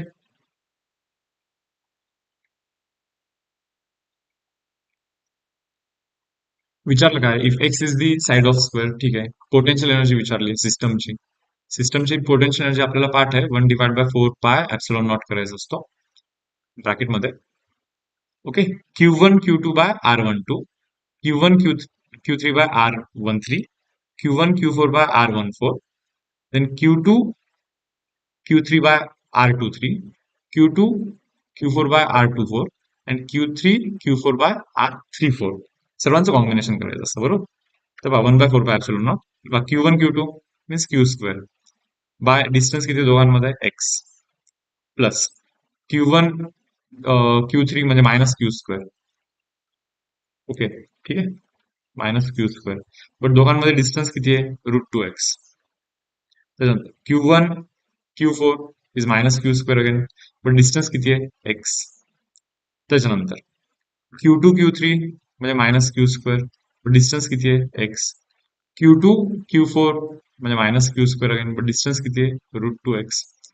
Then finally Q3 Q4 that is q square आणि distance किती आहे दोघांमध्ये? X. आता काय कॅन्सल होतं पहा बरं इथं. अर्थात क्यू स्क्वेअर एक्स आणि हा Q square X cancel. Q square X cancel. Okay. 1/4πε0 minus Q square is -2 Q square divide by √2x. So वरती जाऊन √2 बनतो तो. असा असा ऑप्शन कुठे दिसतो का पहा बरं. ऑप्शन नंबर ए दिसतोय का असा? येस.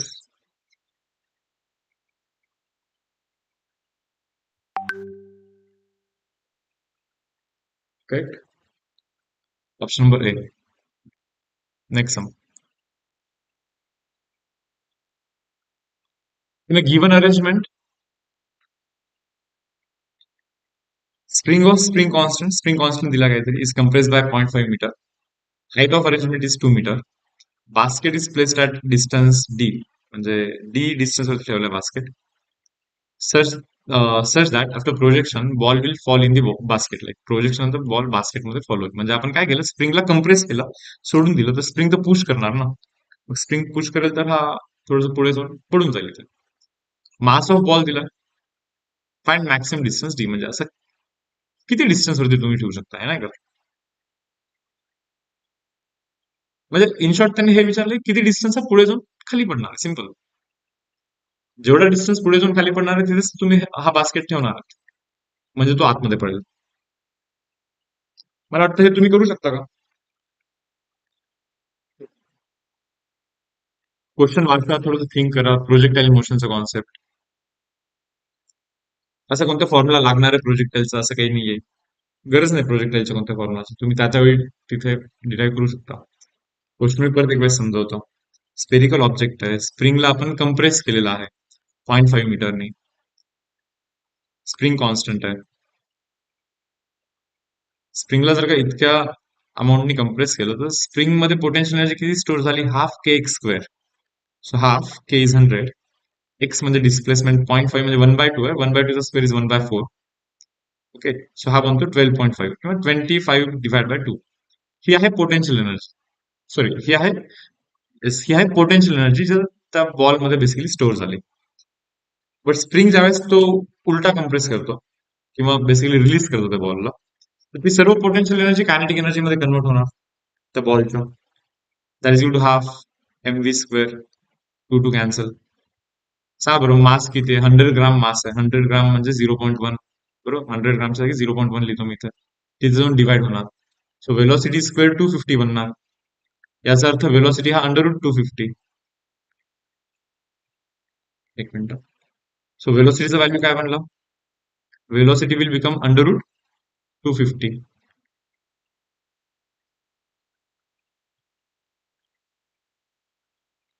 सो एवढी बेसिकली वेलोसिटी. आता या वेलोसिटीमुळे तो किती डिस्टन्स पुढे जाणार हे आपल्याला शोधायचं.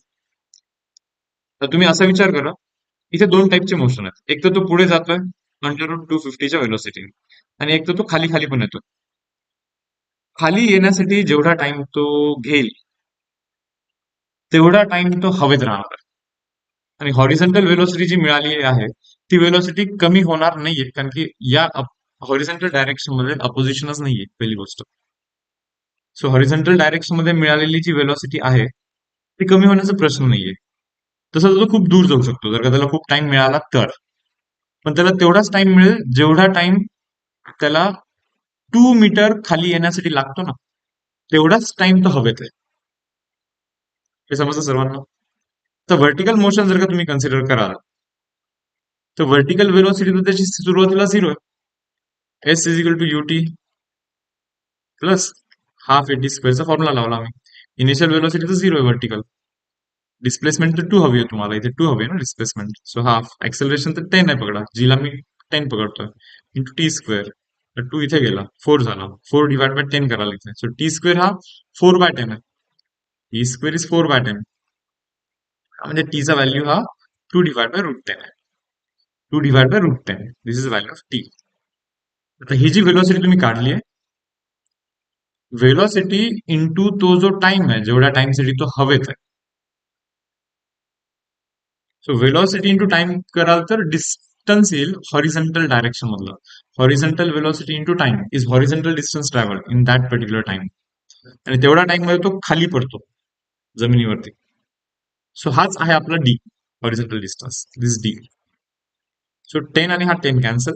25 and root 5, 5 into 2 करा, you will get 10. So answer should be option would be that is 10.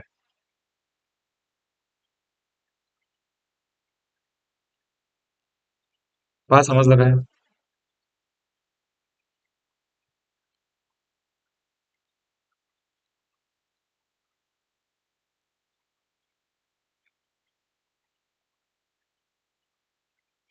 जाऊ शकतो का पुढे, चॅट बॉक्स वरती कळवा मला. क्लिअर आहे का मला. तुला टाइम शोधायचा असतो की किती वेळ तो हवेत राहणार आहे, आणि तो टाइम हा जो 2 मीटर आहे ना हा डिटरमाइन करतो. हा जेवढा जास्त असेल तेवढा जास्त वेळ तो हवेत आहे. मग तो टाइम काढायचा इंटू हॉरिझॉन्टल वेलोसिटीची मल्टिप्लाय करायचा, म्हणजे हॉरिझॉन्टल डिस्टन्स निघेल.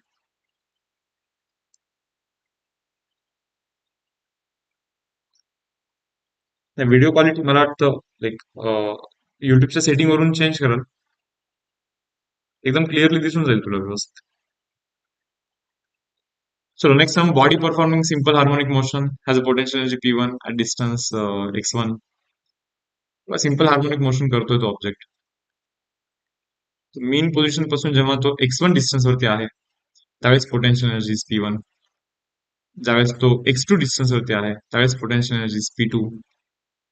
आता तुम्हाला माहिती का की x1 डिस्टन्स वरती पोटेन्शियल एनर्जी असते half k x1 square this P1. Okay. x2 distance वरती potential energy is half k x2 square and this equal to P2. किंवा half m omega square x square लिहिलं तरी चालेल, k च्या जागी m omega square लिहिला तरीही चालेल. Okay. m omega square for example. तर पोटेन्शियल एनर्जीज आहेत x1 आणि x2 डिस्प्लेसमेंट वरती. आता विचारलं काय, potential energy at distance x1 plus x2 म्हणा. काय होईल x1 प्लस x2, हे बघा हाफ के डिस्प्लेसमेंट x1 प्लस x2 जर का असेल म्हणजे आता तो आणखीन थोडस दूर गेला कुठेतरी, x1 प्लस x2 एवढा डिस्प्लेसमेंट झालेला आहे त्याचा फॉर एक्झाम्पल. ओके. इथे तो ऑब्जेक्ट होता इथे म्हणजे या लेवलवरती इथे. So total displacement is x1 plus x2. आता मग पोटेन्शियल एनर्जी काय असेल, पोटेन्शियल एनर्जी आताची पोटेन्शियल एनर्जी काय असेल बघा, मी इथे लिहितो half K x1 plus x2 चा whole square. Half K x square is a potential energy in short. So potential energy काय असेल, हाफ के ब्रॅकेटमध्ये x1 plus x2 whole square is x1 square plus x2 square plus 2 x1 x2. Okay. मतलब ठीक आहे. चलो so half K x1 square plus half K x2 square. Okay. Plus half K 2 into x1 x2 आहे. मी x1 x2 आधी लिहितो होता आणि 2 थोडस नंतर लिहितोय. चलो हा पॉइंट समजला. So the potential energy can be written as, ही तर पहिली potential energy that is P1. इथं दुसरी पोटेन्शियल एनर्जी x2 डिस्प्लेसमेंट वेळी प्लस 2 ला 2 लिहितो मी इथे. तर ही जी गोष्ट तुम्हाला इथे दिसत आहे तर ती P1 इंटू P2 चा अंडर रूट आहे. P1 इंटू P2 हा तर करून पहा. पहा P1 जो होता तो होता आपला half K x1 square. P2 जो होता तो होता हाफ के x2 स्क्वेअर. हा होता की नाही. आता P1 इंटू P2 जर का मी करेन तर half into half is 1/4, k into K is K square, x1 square x2 square is x1 square x2 square असा आहे ना. P1 P2 आणि याचाच जर का अंडर रूट केला तर हा असा निघतो निघतो की नाही पहा बरं. त्याचा अंडर रूट केल्यानंतर याचा अंडर रूट केल्यानंतर ही गोष्ट निघेल ना. So under root of P1 P2 लिहू. तो ऑप्शन आहे ऑप्शन नंबर बी. ओके.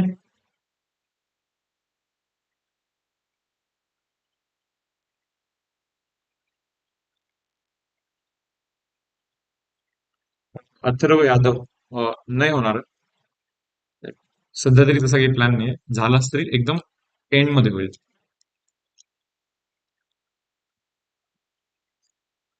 चलो next one. Figure shows uniform ring of a metal having resistance R. Ring आहे, रिंगचा रेजिस्टन्स आर. तर तुम्ही करा बरं, थिंक करा थोडस, टाइम देतो थोडासा.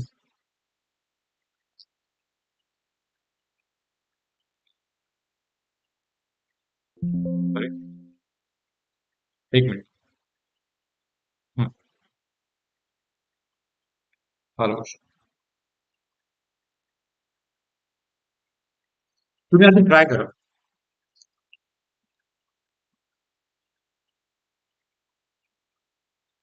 काय डाऊट सेशन पाहण्यासाठी मी थोडंसं इन्सिस्ट यासाठी करतो की बेसिकली टीचर कसं सॉल्व्ह करतो क्वेश्चन किंवा कॅल्क्युलेशन कसे कमी केले जाऊ शकतात याची थोडीशी तुम्हाला बेसिक आयडिया येईल. तुम्ही आधी करा सम. बऱ्याच वेळ मोस्ट ऑफ द टाइम काय होतं, आपण काहीतरी खूप हेक्टिक कॅल्क्युलेशन किंवा असा काहीतरी अप्रोच वापरतो की ज्याच्यामध्ये खूप लेंदी प्रोसेसने आन्सर करण्याचा ट्राय करतो किंवा कॅल्क्युलेशन मोठे येतात. जे 54 सेकंड मध्ये आन्सर करणं एक्सपेक्टेड असतं ते सोडून 2-3 मिनिट लागतात आपल्याला. मोस्ट ऑफ द टाइम असं होऊ शकतं.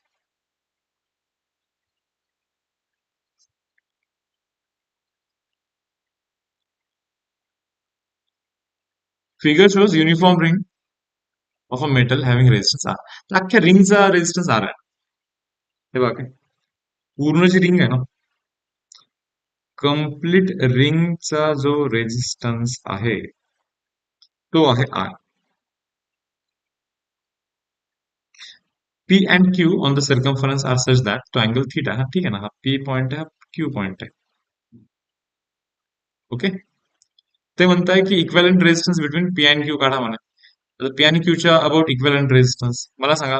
हा जो पोर्शन आहे, हा वाला पोर्शन. ओके. आणि हा जो खालचा पोर्शन आहे, हा वाला पोर्शन. हे दोन पोर्शन एकमेकांना कसे आहेत? पॅरल मध्ये आहेत की नाही? हम्म? आणि पॅरल कॉम्बिनेशन मध्ये नेट रेजिस्टन्स काय असतो दोन रेजिस्टन्स असतील तर?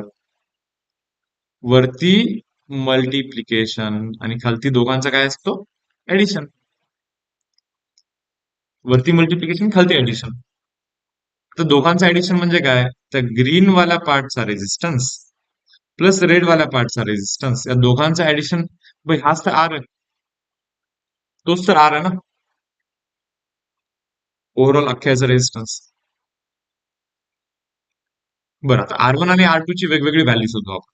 आर वन म्हणजे वरचा रेजिस्टन्स पकडू आणि आर टू म्हणजे खालचा रेजिस्टन्स पकडू. तर तुम्ही सांगा मला, टोटल रेजिस्टन्स आर आहे, बट तो कोणासाठी? 360 डिग्री साठी आर रेजिस्टन्स आहे. मग एका डिग्रीसाठी रेजिस्टन्स किती? आर बाय 2 पाय.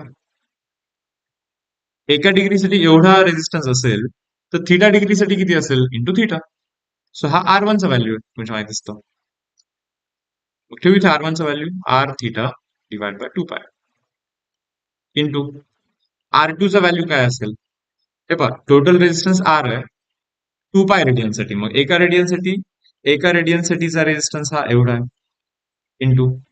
बट आर टू जो आहे, आर टू चा अँगल सांगा बरं किती आहे? हा 2 पाय मायनस थिटा आहे इंटू 2 पाय मायनस थिटा. तर 2 पाय मायनस थिटा अँगल असेल तर एवढा रेजिस्टन्स आहे. लिहू इथे R divide by 2 pi into 2 pi minus of theta. Simple. So हा आर आणि हा आर कॅन्सल. वरती काय बनतो पहा, वरती आर थिटा बाय 2 पाय is 4 pi square into bracket मध्ये 2 पाय मायनस ऑफ थिटा. हा आपला आन्सर असला पाहिजे. तर आहे का असा?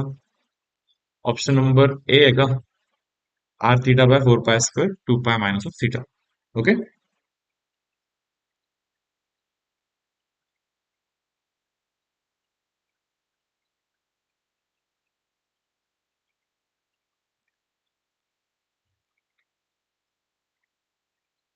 हे दोन्ही रेजिस्टन्सेस पॅरल मध्ये आहेत एकमेकांना, हा आणि हा. पॅरलचा नेट रेजिस्टन्स असं लक्षात ठेवतो आपण, वरती मल्टिप्लिकेशन आणि खालती ऍडिशन. आता आर वन आर टू पण एकदम पटकन आपण असे शोधले की आर डिवाइड बाय 2 पाय केलं तर एका रेडियन साठीचा रेजिस्टन्स येतो.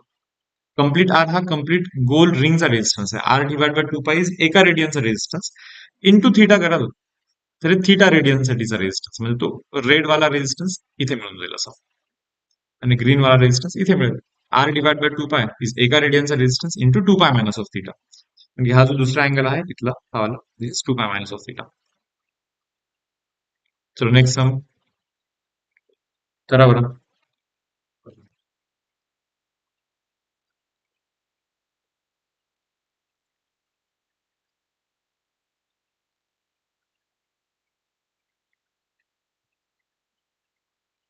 नाही, बायोकेमिस्ट्री वगैरे समृद्धी नाही होत.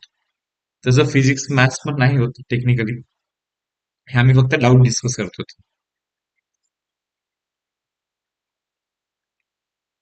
मला वाटतं युट्यूब वरती तसं पूर्ण कंटेंट आहेच आहे, कोणत्या ना कोणत्या चॅनलवरती तुम्ही शोधू शकता. बट असा कंटेंट शोधा की जो कॉन्सेप्च्युअली शिकवला गेलेला असेल. कॉन्सेप्च्युअली शिकाल जर का तरच स्कोर येऊ शकतो, अदरवाईज एंट्रन्स एक्झामिनेशन मध्ये स्कोर येण्याचे चान्सेस नाके बरोबर आहेत.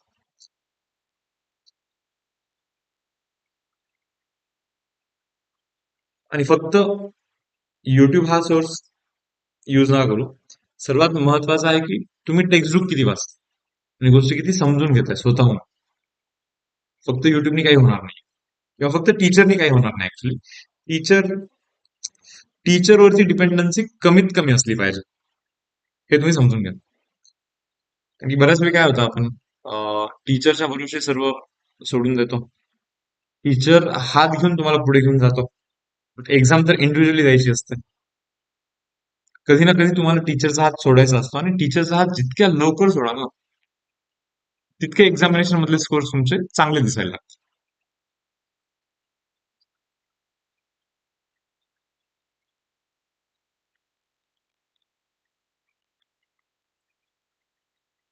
तर का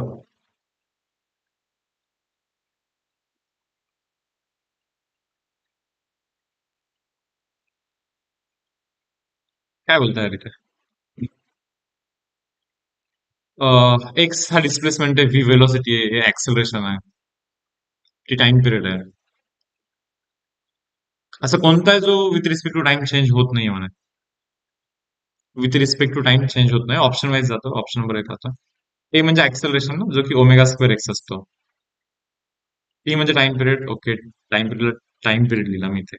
एक्स म्हणजे डिस्प्लेसमेंट, एक्स एक्स कॅन्सल होऊन जातो. Omega square. टाइम पिरियड म्हणजे 2 पाय डिवाइड बाय ओमेगा ना. ओमेगा ओमेगा कॅन्सल, 2 पाय ओमेगा म्हणला बोलते. तर हीच गोष्ट ना, जी की चेंज नाही होत with respect to timing. Omega म्हणजे अँगल बोलला तरी थोडी ना चेंज होणार विथ रिस्पेक्ट टू टाइम, तिथं फिक्स आहे. कॅल्क्युलेशन मी करेक्ट केलं का भाव? ए म्हणजे ऍक्सेलरेशन ना, ए इज ऍक्सेलरेशन, जे की ओमेगा स्क्वेअर एक्स असतो, पहिलं option. T is time period, जो की 2 पाय बाय ओमेगा असतो.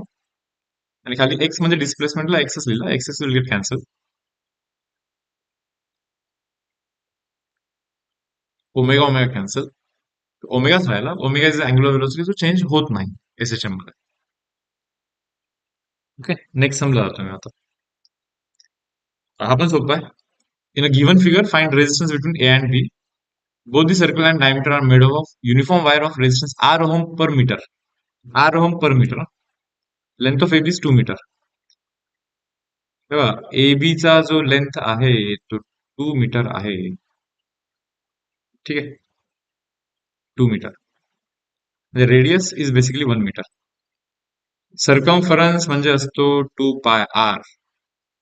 पण जर का तुम्ही याचा विचार कराल, वरच्या अर्ध्या पोर्शनचा जर का तुम्ही विचार कराल, तर तो तर फक्त पायरच बनणार आहे. रेडियस तर 1 आहे, सो सर्कमफरन्स तर फक्त पायच. बरोबर. आता इथे म्हणताय R ओहम पर मीटर, एका मीटरला R ओहम. तर हे जे 2 मीटर आहे, इथे 2 मीटर, एका मीटरला R, तर 2 मीटरला 2R. एका मीटरला R, तर सेमी सर्कम्फरन्स जो आहे ना, हा वरचा अर्धा पार्ट, हा वाला पार्ट, तर पाय आहे ना फक्त. एका मीटरला R ओहम, तर पाय मीटरला पाय R ओहम. अगेन खाली पण पाय असणार आहे, पाय मीटर आहे खाली पण. सो खालचा पण रेजिस्टन्स पाय R. आणि हे तिन्ही रेजिस्टन्स जे आहेत, ते आहेत एकमेकांना पॅरलल मध्ये. कसे आहेत? आहे पाय R, आहे 2R, आणि हा आहे पाय R. सो हे तिघी एकमेकांना पॅरलल कॉम्बिनेशन मध्ये आहेत. ओके. पाय आर आणि पाय आर दोघांचं कॉम्बिनेशन हा पाय R डिवाइड बाय 2 बनत असतो. मग इथून एक कट करतो, आता फक्त हे दोघांना ठेवतो इथे. दोघांचा नेट रेजिस्टन्स काय असतो? वरती मल्टिप्लिकेशन आणि खालती ऍडिशन.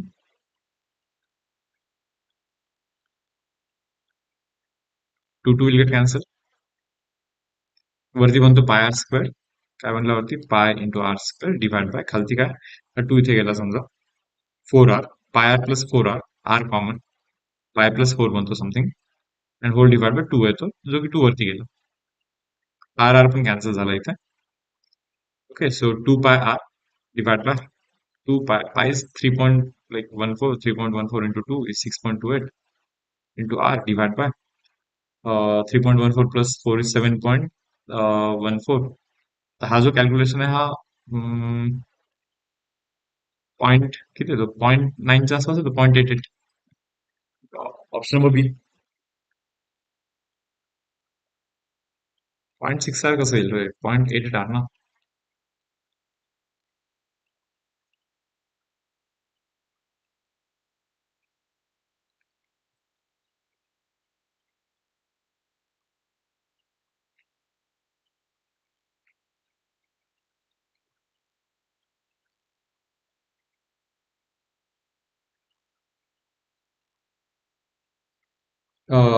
अनन्या थोरात.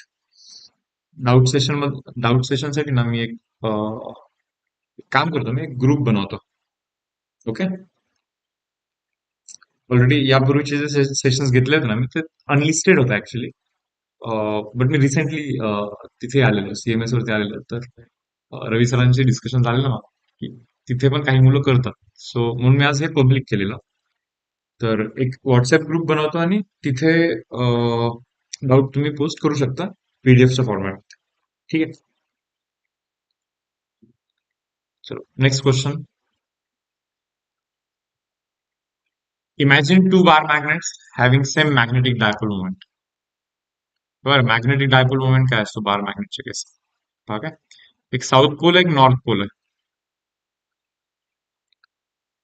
मॅग्नेटिक मोमेंटचा डायरेक्शन असतो साऊथ पासून नॉर्थ पर्यंत.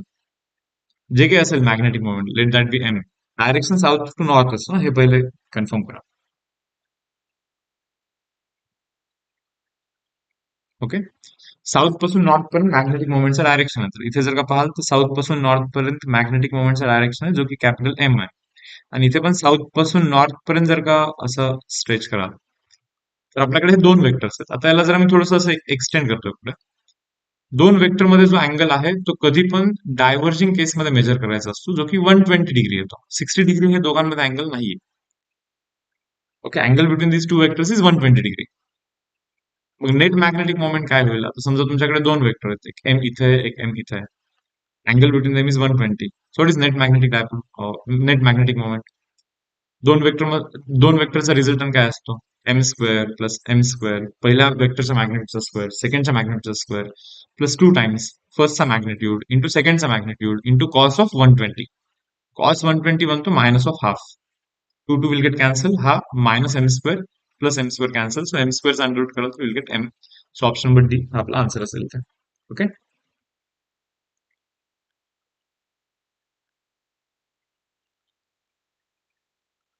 सर्व सिंपल क्वेश्चन होता रिझल्टंट वेक्टरचा.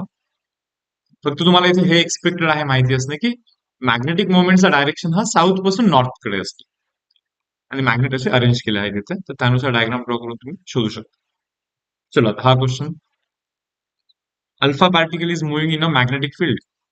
अल्फा पार्टिकल मूव्ह होतोय मॅग्नेटिक फील्ड मध्ये. अशी अशी मॅग्नेटिक फील्ड आहे. So magnetic field is like 4i minus of जे विथ वेलोसिटी. ठीक आहे. चलो वेलोसिटी पण दिली आहे 6 × 10⁵ अशी velocity. What will be the magnetic force acting on the particle? किती फोर्स ऍक्ट होतो? काय असतो force acting on charge particle moving in a magnetic field is Q V cross B. असं असतो की ना,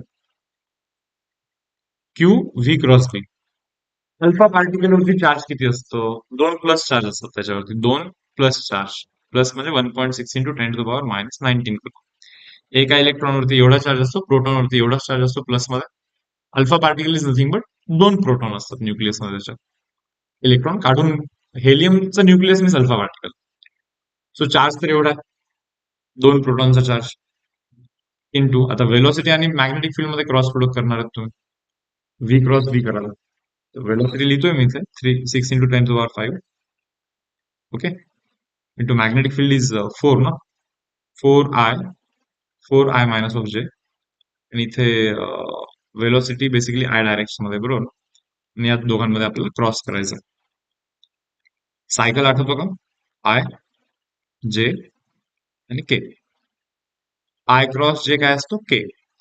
जे क्रॉस के काय असतो? आय. आणि के क्रॉस आय काय असतो? जे. इनकेस सायकल ब्रेक झाला, जर का आय क्रॉस के केला तर तो सायकल ब्रेक झाला मीन्स रिव्हर्स डायरेक्शन मध्ये जर का तुम्ही गेले, आय क्रॉस के केला तर मायनस जे येत असतो. आता इथे करून घेऊ आपण. 6 × 2 कराल तर 12 बनतो. So 12 into 1.6 into 10 to the power येतो, 10 टू द पॉवर येतो -14. ओके. आणि हे आतमध्ये मल्टिप्लाय करा. आय आणि आयचं मल्टिप्लिकेशन क्रॉस प्रोडक्ट 0 बनतो. I cross I 0 only. आणि आय क्रॉस मायनस जे कराल ना, आय क्रॉस जे काय असतो बघा बरं सिक्वेन्स, आय क्रॉस जे काय असतो के असतो ना, बट तो मायनस के बनेल, कारण की इथे मायनस ऑफ जे आहे इथे अवेलेबल. तर हे आपला आन्सर असणार आहे. तर या दोघांचा प्रोडक्ट हा 19.2 बनेल. सो 19.2 इंटू 10⁻⁻14 मायनस के याचा अर्थ निगेटिव्ह के, निगेटिव्ह झेड ऍक्सिस. आता -14 ला तुम्ही 1.92 करून इंटू 10⁻⁻13 लिहू शकता. Okay. Negative Z axis. Option number D.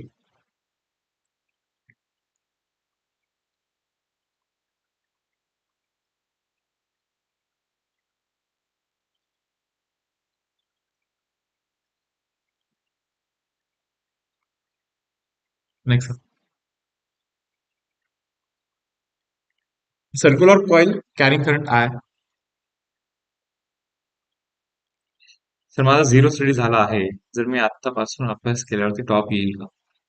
तेव्हा पहिले तर हा प्रश्नच असा आला नाही पाहिजे. टॉप येशील किंवा नाही येशील, अभ्यास करण्याशिवाय तुझ्याकडे ऑप्शन काय? टॉप नाही आला तरी तुला अभ्यास करायचा. जर करेक्ट अप्रोचने करशील प्रामाणिकपणे तर मे बी टॉप येशील, बट असं विचारून करशील तर डिफिकल्ट. राहिला प्रश्न, काही पॉसिबल आहे जर करेक्ट डायरेक्शन मध्ये ट्राय कराल तर. So circular coil carry current I. एक सर्क्युलर कॉइल आहे, आय करंट कॅरी करतो. ओके. आणि तिथून बहुतेक 2√2r डिस्टन्स वरती मॅग्नेटिक फील्ड आपल्याला शोधायची. आणि या सर्कलवर कॉइलचा रेडियस पण आर दिला बहुतेक त्याने. इथली मॅग्नेटिक फील्ड आपण शोधणार आहे नाही का. सो मॅग्नेटिक फील्डचा फॉर्म्युला काय असतो रे? Mu naught I R square नाही का. आर स्क्वेअर म्हणजे कॉइलच्या रेडियसचा स्क्वेअर डिवाइड बाय 2 असतो. ओके. त्याच्यानंतर हे बघ, कॉइलच्या रेडियसला मी हवं तर कॅपिटल आर करतो फॉर्म्युलामध्ये. R square plus R square raise to 3/2 असतो. आपल्या डेरिव्हेशन मध्ये कॉइलच्या रेडियसला कॅपिटल आर आणि सेंटर पासून तो डिस्टन्स जो असतो ना त्याला स्मॉल आर म्हणत असतो आपण. सो हा तो फॉर्म्युला आपला. Magnetic field at distance R from the centre of the coil. तर कॉइलच्या सेंटर पासून मॅग्नेटिक फील्ड आर डिस्टन्स वरती मॅग्नेटिक फील्ड. ओके. ही एवढी असते mu naught I R square by 2 into R square plus R square is to 3/2. सर्वांच्या values दिल्या substitute करून. म्यू नॉट आय आर म्हणजे रेडियस जो की स्मॉल आर दिलाय त्यांनी, डिवाइड बाय 2 आर म्हणजे रेडियस जो की स्मॉल आर आहे. स्मॉल आर जो आहे ना आपला, हा स्मॉल आर म्हणजे डिस्टन्स आहे जो की 2√2 आहे. त्याचा स्क्वेअर कराल तर will get 8r square. Raise to power परत 3/2 येईल. काय बनतो? Mu naught I R square divide by 2 बाहेर. This is 9r square. 9r स्क्वेअरचा अंडर रूट कराल तर 3r बनेल आणि 3rचा क्यूब कराल 27 r क्यूब बनेल. आहे का ऑप्शन पहा, हा 54 बनेल नाही का. So mu naught I divide by 54r. हा N number of turns N कराल multiply by N. Option number A. Okay.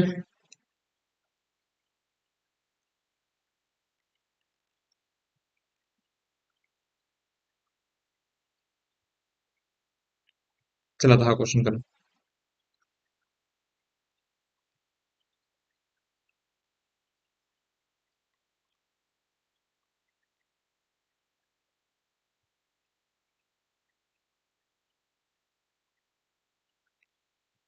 Question coil आहे पहा, तुम्ही वाचून घ्या आधी question. Wire carrying current I is bent in the shape A B C D E F A as shown. Where rectangle A B C D and A D E F A are perpendicular to each other. तसं diagram बघून पण समजून जाईल न वाचता. काय यार, हा एक रेक्टँगल आहे इथे असा, हा रेक्टँगल आणि त्यानंतर हा वरती एक रेक्टँगल असा. हे दोन्ही रेक्टँगल एकमेकांना perpendicular. The sides of rectangle given, rectangle size given, then the magnitude and direction of magnetic moment of loop is what? Magnitude आणि डायरेक्शन विचारलंय मॅग्नेटिक मोमेंट. बरं, सगळ्यात पहिले तर ही गोष्ट माहिती पाहिजे की समजा एखादं कॉईल असेल आणि त्या कॉईलचा एरिया ए आहे आणि त्या कॉईल मधून करंट किती जातोय, आय करंट जातोय आय. तर कॉईलचा मॅग्नेटिक मोमेंट जो असतो तो असतो आय इंटू ए. कॉईल मध्ये करंट आय जातोय, area of the coil is A, तर मॅग्नेटिक मोमेंट किती असतो कॉईलचा, I into A is a magnetic. आता काही जणांना डाऊट असेल की सर इथे हे कम्प्लीट नाहीये, ही कॉईल कम्प्लीट नाहीये बा, इथून करंट असा जातो, मग करंट इथे असं जातो, त्यानंतर करंट इथे जातो, मग आता करंट वरतून जातोय, इथून तर जात नाहीये, सो कॉईल कशी कम्प्लीट झाली, नाही का. बरं, तुम्ही असं इमॅजिन करा, करंट इथून जातोय या डायरेक्शन मध्ये, ओके, आणि ग्रीन कॉईलच्या केसमध्ये तुम्ही असं विचार कराल की करंट जो असा आलाय ना इथे, बरोबर, तो पण असा उलटा जातोय, मग दोन्ही करंट एकमेकांना कॅन्सल करून तिथे करंट नाहीये असं थिंक करत, तरी तुमचं काम होतं. बरोबर. सो एक मॅग्नेटिक मोमेंट वरती आहे आणि एक मॅग्नेटिक मोमेंट या डायरेक्शन मध्ये मिळणार आहे तुम्हाला. इव्हन राईट हँड रूल वापराल तरी तुम्हाला तोच डायरेक्शन मिळेल. हे पहा, या रेड कलरच्या कॉईलमुळे मॅग्नेटिक मोमेंट वरती येईल. मॅग्नेटिक मोमेंटचा डायरेक्शन त्या कॉईल गोल, कॉईल करंटच्या डायरेक्शन मध्ये हात गोल फिरवतो आपण, so thumb will indicate direction of magnetic moment. आणि त्या दुसऱ्या कॉईलमुळे जी मॅग्नेटिक मोमेंट येते तर ती अशी या डायरेक्शन मध्ये येते बाहेर, राईट हँड रूल वगैरे,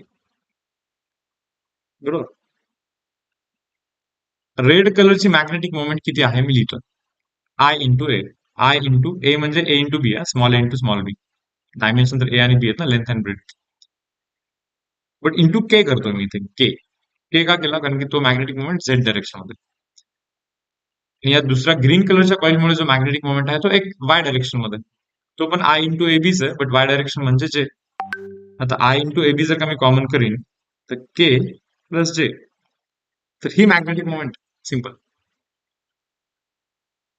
बरं, मॅग्नेटिक मोमेंटचा मॅग्नेट्यूड हा आहे का मग, नाही, मॅग्नेटिक मोमेंटचा मॅग्नेट्यूड हा नाही, कारण की हा जो वेक्टर हा युनिट वेक्टर नाही तुमच्या माहिती असतं.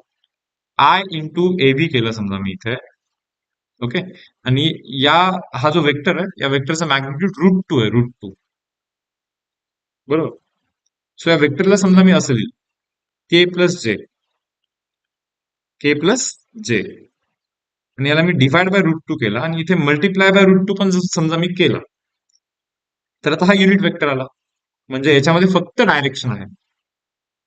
सो तो रिझल्टंट मॅग्नेटिक मोमेंट जो आहे, म्हणजे पहा ना तुम्ही, एक मॅग्नेटिक मोमेंट वरती आहे, एक मॅग्नेटिक मोमेंट या डायरेक्शन मध्ये, रिझल्टंट तर असं असेल ना.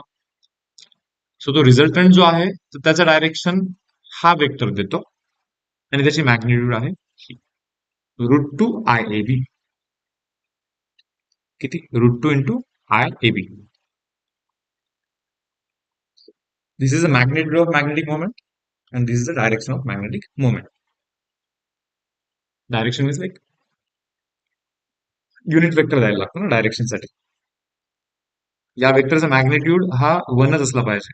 याचा मॅग्निट्यूड जर का काही ठेवाल तर मग हा जो आहे हा टर्म, तर या टर्मला आपण मॅग्निट्यूड म्हणूच नाही शकणार, कारण की मॅग्निट्यूड तर याच्यामध्ये पण लपलेला आहे ना, म्हणून याला युनिट वेक्टर मध्ये कन्वर्ट करायचा. मग जो काही फॅक्टर इथे मल्टिप्लाय होतो त्याच्याने हा मॅग्निट्यूड मध्ये कन्वर्ट होतो, जो की इथे झालेला आहे इथे. ठीक आहे, नेक्स्ट सम.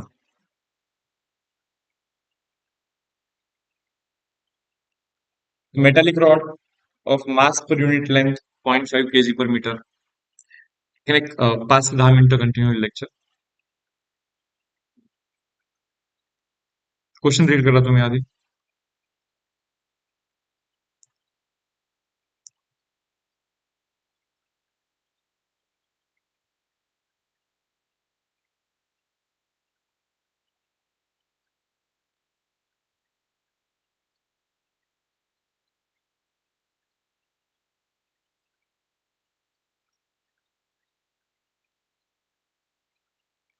ठीक आहे, मेटॅलिक रॉड आहे of mass per unit length 0.5 kg per meter is lying horizontally on a smooth inclined plane which makes angle 30 degree with the horizontal.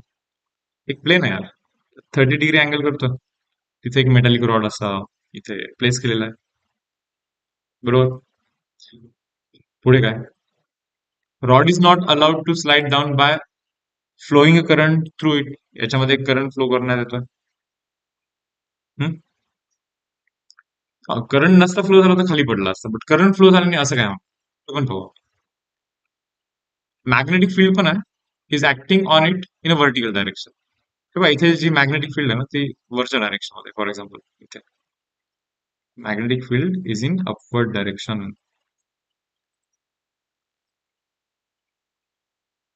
ठीक आहे,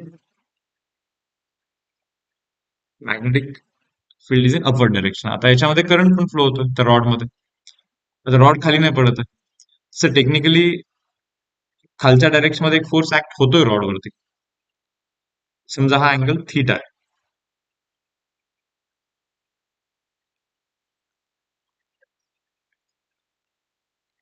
बघा काय, खालच्या फोर्स मध्ये तसा खालच्या डायरेक्शन मध्ये एमजी फोर्स आहे डाऊनवर्ड डायरेक्शन मध्ये.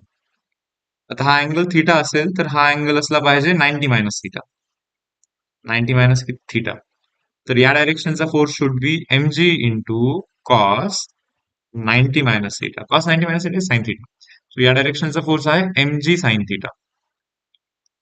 तुम्हाला हा डायग्राम समजला काय? हा डायग्राम आपण या डायरेक्शननी पाहतोय. समजा आपण या डायरेक्शन मध्ये थांबलो आणि आपण पाहतोय, तर आपल्याला थोडी ना हा आयसोमेट्रिक व्ह्यू दिसणार आहे. आपल्याला तर असं दिसेल ना, रॉड तर ऍज अ डॉट दिसेल. So downward force is MG आणि या डायरेक्शनचा जो कॉम्पोनंट आहे that is MG sine theta. आता एमजी साइन थीटामुळे तो खाली येईल, बट खाली तर येऊ द्यायचा नाहीये. वरती पण या डायरेक्शन मध्ये तेवढाच फोर्स ऍक्ट झाला पाहिजे ना, मग तो खाली नाही येणार. तर वरती कोण फोर्स एक्झर्ट करणार, आता हा प्रश्न आहे. बरं, इथे मॅग्नेटिक फील्ड लावली, इथे करंट पण फ्लो होतोय त्या रॉड मधून. हम्म? आता आर्टिकल सांगा बरं, force acting on a current carrying conductor placed in a magnetic field. Okay, article काय, force acting on a current carrying conductor placed in a magnetic field. हा current carrying conductor magnetic field मध्ये ठेवलं, त्याच्यावरती काय force act होतो. बरं, पहिले तर फोर्सचं डायरेक्शन सांगा, आय एल क्रॉस व्ही. तुम्ही राईट हँड रूल वापरा. करंटच्या डायरेक्शन मध्ये ते 4 फिंगर्स करायचे, बरोबर. करंटच्या, ते बघा मला असं वाटतं की हा जो डायग्राम आहे ना इथे एरो केलेला मी, या डायग्रामला राईट हँड रूल वापरा. करंट तर आतमध्ये जात आहे, स्क्रीनच्या आतमध्ये करंट आहे. सो करंटच्या डायरेक्शन मध्ये तुम्ही बेसिकली 4 फिंगर्स तुमचे राईट हँडचे करंटच्या डायरेक्शन मध्ये, जे की आतमध्ये आहेत, बरोबर. मॅग्नेटिक फील्ड तर वरती निघतं ना, वरती वरती आहे मॅग्नेटिक फील्ड. सो सो तुमचा हात जो आहे असा असला पाहिजे की तुमच्या हातातून मॅग्नेटिक फील्ड निघाली पाहिजे. So thumb will indicate direction of force acting, आणि तो जो थंब आहे ना तो या डायरेक्शन मध्ये येतो. ऑलरेडी आप एक शिकवलेलं तुम्हाला राईट हँड रूल कसा वापरायचा. ओके, हा फोर्स आहे मॅग्नेटिक फील्ड मधला मुळे फोर्स. हा अँगल थीटा आहे. तर मग त्या फोर्सचा जर का कॉम्पोनंट काढला मी इकडे, तो येतो एफ कॉस थीटा. किती येतो, एफ कॉस थीटा, एवढा कॉम्पोनंट आहे त्या डायरेक्शन मध्ये.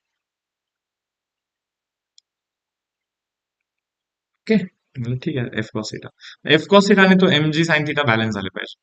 मी इथे लिहितो, F cos theta should equal to M G sine theta. M G sine theta. आता एफ म्हणजे किती फोर्स असतो तो, आय एल क्रॉस बी ना. आय म्हणजे करंट, एल म्हणजे लेंथ, बी म्हणजे magnetic field, into cos angle तर 30 दिला बहुतेक त्याने, बरोबर. कॉस 30 हवं तर इकडे टाका, टॅन 30 मध्ये कन्वर्ट करून टाका त्याला. मास जी अँड दिस टॅन 30. हा कॉस 30 इथे जाऊन डिवाइड केला, ठीक आहे. आपल्याला शोधायचं काय, करंट शोधायचं. सो ठीक आहे, चलो ओके.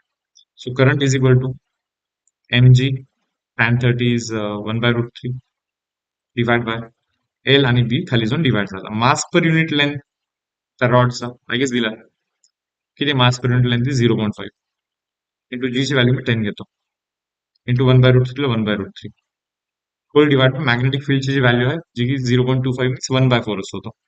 4 गेला वरती, 4 इंटू 0.5 इज 2. सो 20/√3 आन्सर आहे. 20 divide by root three multiply divide by root 3, हा बनतो 3. ओके, 20/3 किती होतो, 6.66 इंटू 1.732. करायला अप्रॉक्स करा, किती येतो हे, 11. 11च्या आसपास येतो. 6.6चा डबल जरी केला तरी 12 येतो, 12 13 13.2. मग डबल पेक्षा थोडंसं कमी आहे, म्हणजे 13 पेक्षा थोडासा कमी आहे, 11.32. ओके.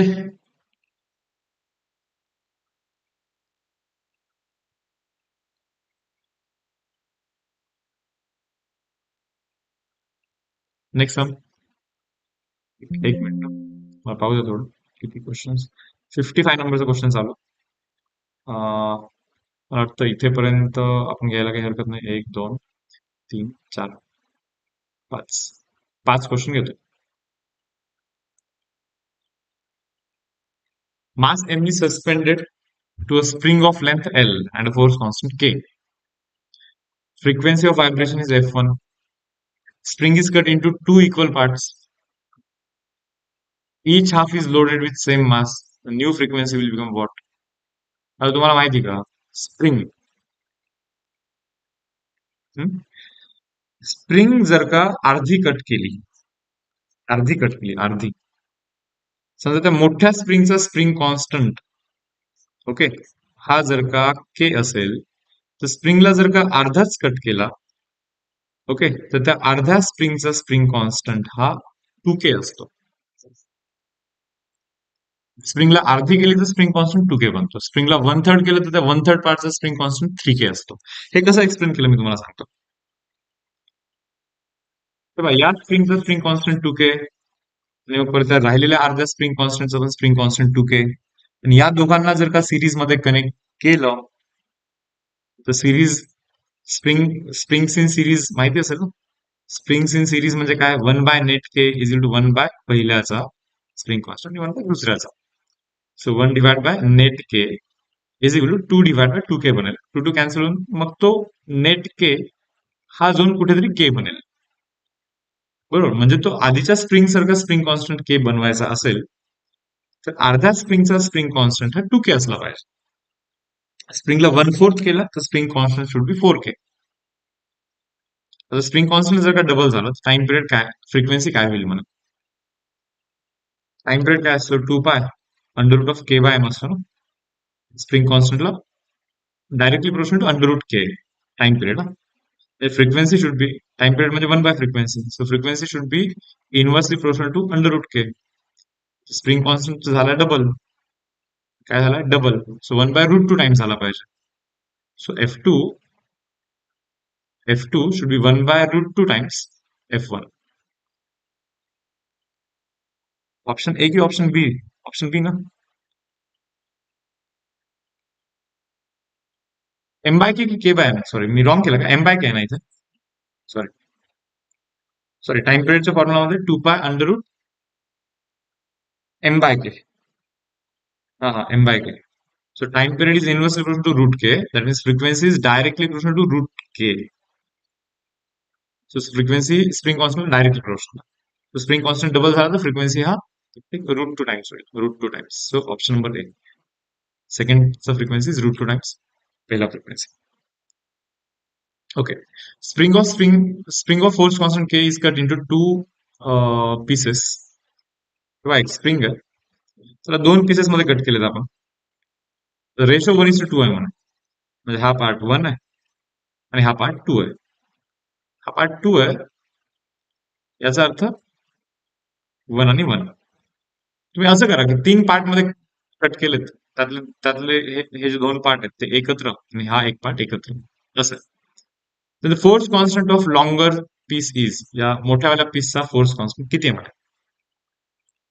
आता हा मोठावाला जो स्प्रिंग आहे तो 2/3 आहे ना. मोठावाला स्प्रिंग हा 2/3 आहे लेंथ वाईज. टोटल लेंथ जर का एल असेल तर मोठावाला जो पोर्शन आहे तो 2/3 आहे. तर लेंथ जर का 2/3 केली तर स्प्रिंग कॉन्स्टंट तर 3/2 होईल ना. 3/2 times K. Simple. Option number C done. Length half केली तर स्प्रिंग कॉन्स्टंट 2K. लेंथ जर का 1/3 केली तर spring constant 3K.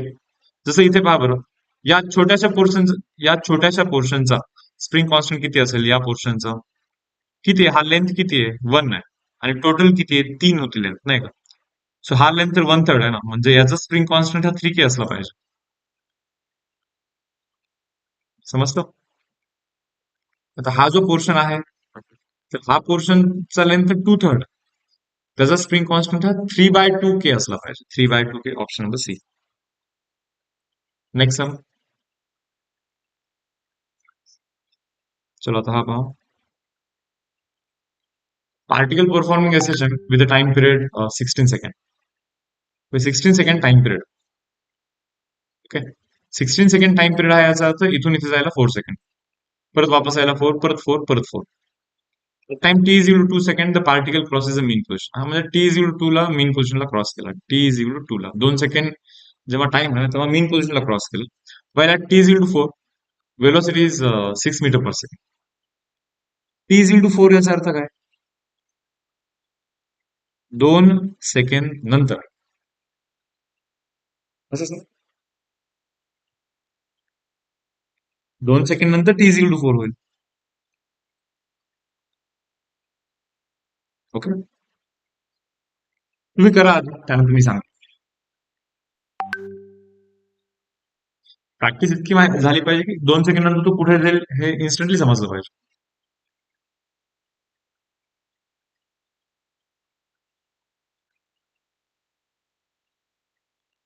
After 2 seconds.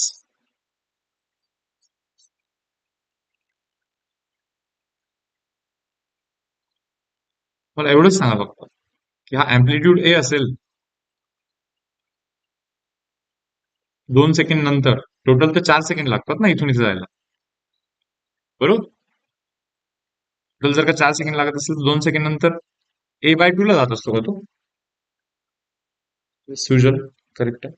a/2 ला नाही जात तो, a/√2 ला जात असतो. a/√2 तुमच्या माहिती असतं.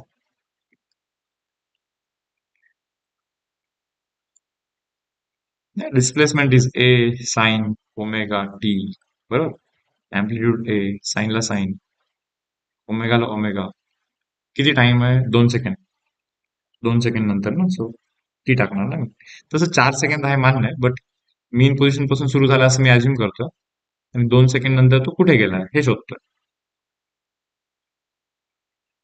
आता ओमेगा म्हणजे काय? Omega is 2 pi by time period. 2 pi divide by time period is 16. So इथे खाली 8 बनतो, इथे खाली 4 बनतो. Pi by 4, sine pi by 4 is 1/√2. So a/√2 वरती येतो. आता a डिवाइड बाय √2 वरती. मी अज्युम केलं की SHM starting from mean position पासून सुरू झालं असं अज्युम केलं. तसं टेक्निकली झालं नाहीये. t इज 2 सेकंडला मीन पोझिशनला. मग काय फरक पडतो? अज्युम करते वेळी आपण असं समजू की आता सुरू झालं SHM. मग जो t इज 4 सेकंड होता त्याला t इज 2 सेकंड मध्ये कन्वर्ट केला आपण, आणि 2 सेकंड मध्ये तो इथे गेला. तसंच अज्युम करतो मी. सो टाकते वेळी पण t ला मी 2 सेकंड टाकतो. So after 2 second, so displacement जो आहे तो a/√2 आहे. किती? a/√2. विचारलं काय? वेलोसिटी दिली आहे 6 म्हणा. ठीक आहे, चलो v is equal to omega √(a² - x²). So velocity 6 है.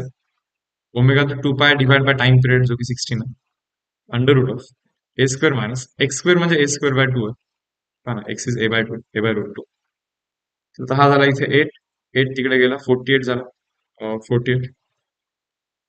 48 divide by pi is equal to a divide by √2 बनतो इथे, हे सॉल्व्ह केल्यानंतर.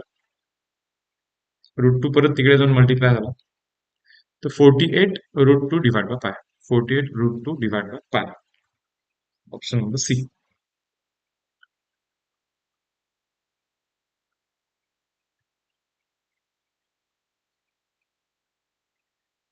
ठीक आहे, हे 2 करू. Last 2 questions. Body of mass m is performing SHM about point with amplitude 10 metre. SHM परफॉर्म करतोय, amplitude is 10 metre. Its maximum velocity is 100 metre per second. Maximum velocity तो मीन पोझिशनला असते, so a omega is 100. Its velocity will be 50 metre per second at a distance. Velocity 50 कधी होईल म्हणे? अँप्लिट्यूडचं value इथे 10 मी टाकून देतो. म्हणजे ओमेगाचा व्हॅल्यू 10 आहे क्लिअरली. आता v is equal to omega √(a² - x²). ते म्हणतात वेलोसिटी 50 झाली पाहिजे. ठीक आहे, ओमेगा तर 10 शोधलाय आपण, बरोबर. अँप्लिट्यूड तर 10 दिलंच आहे. मग हा बनतो इथे 5. स्क्वेअर केलं तर इथे 25 इज इक्वल टू इथे 100 minus X square. So X square is 75. That means X equal to 5 root 2, 5 root 3 sorry, 5 root 3 distance असेल तर बनून जातो.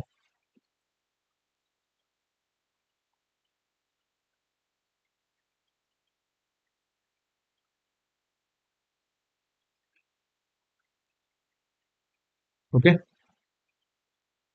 Body is performing SHM, amplitude 10 metre, amplitude 10 दिला, maximum velocity is 100, maximum velocity is a omega, that is 100, velocity will be 50, a omega 100, amplitude 10 टाकला, omega काढला, तर velocity will be 50. velocity 50 कधी होणार असा क्वेश्चन.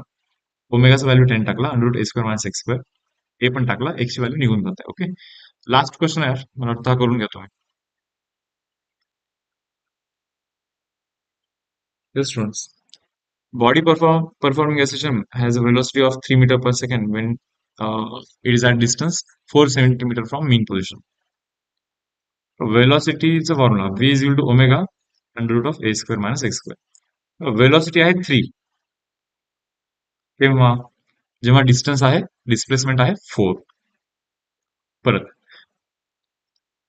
वेलोसिटी इज 4 म्हणे, केव्हा जेव्हा डिस्टन्स आहे 3 म्हणजे डिस्प्लेसमेंट आहे 3. अँप्लिट्यूड विचारलाय, आता या दोन इक्वेशनला डिवाइड करा सरळ simple. 3 is equal to omega under root a square minus 16 divided by 4 omega under root a square minus 3 square, that is 9. Omega omega will get cancelled, दोन्ही साइडला स्क्वेअर करा. 9 divided by 16 is equal to a square minus 16 divided by a square minus of 9. Calculation करून a स्क्वेअरचं value शोधून टाका. Simple. Calculation पण नाही करू यार, जाऊ दे. सरळ सरळ समजतं की 25 ठेवलं तर हे होऊन जातं का. त्याला 25 ठेवलं तर 25 मायनस 16 केलं तर 9 येतं. 25 मायनस 9 केलं तर 16 येतं. ऑब्झर्वेशन समजेल ना. A square is 25. So A is equal to 5. Option number C. Okay. ठीक आहे. सो मला वाटतं आजच्यासाठी आपण इथे थांबू शकतो. आणखीन एक 7-8 क्वेश्चन्स बाकी आहेत. तर जसे हे शाहूनगर ब्रांचचे डाऊट सेशन पहिले मी कंडक्ट केलेले आहेत. 7-8 क्वेश्चन झाल्यानंतर चिंचवडचे जे सर्व फाईल्स आहेत ते मी सुरू करेन. मीन वाईल तुम्ही मला वाटतं आता मॅथमॅटिक्सचं डेरिव्हेटिव्हचे पण डाऊट्स टाकायला सुरू करू शकता. ठीक आहे. चलो तर मग सेशन थांबवतो मी इथं. ओके. भेटू उद्या. उद्या पण असेल सेशन 7:30 ला. अनन्या थोरात. मी काय करतो, एक व्हॉट्सअप ग्रुप बनवतो डाऊटसाठी. ओके. तर त्या ग्रुपवरती सर्व डाऊट, सर्वांनी ते डाऊट्स तुम्ही कंटिन्युअसली टाकत राहा आणि लेक्चरचे पण अपडेट मी त्या ग्रुपवरती देत राहीन. ठीक आहे. उद्याच्या लेक्चरच्या डिस्क्रिप्शन मध्ये व्हॉट्सअप ग्रुपचा मी लिंक देईन. क्लिक करून जॉईन करून घ्या.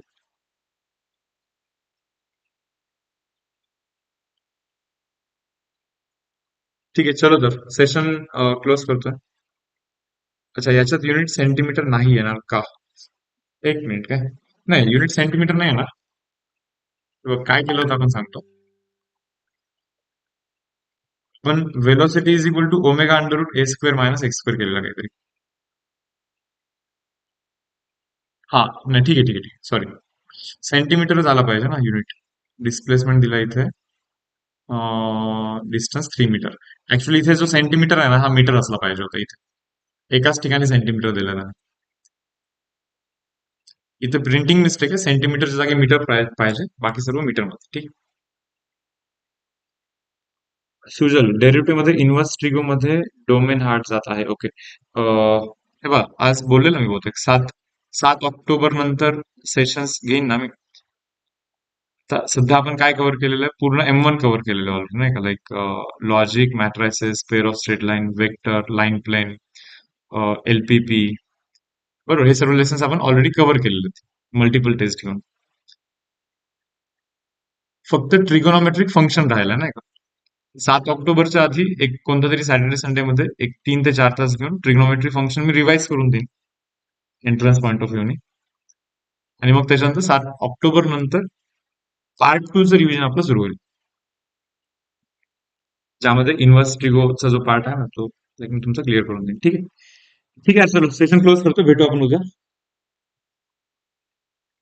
Good night.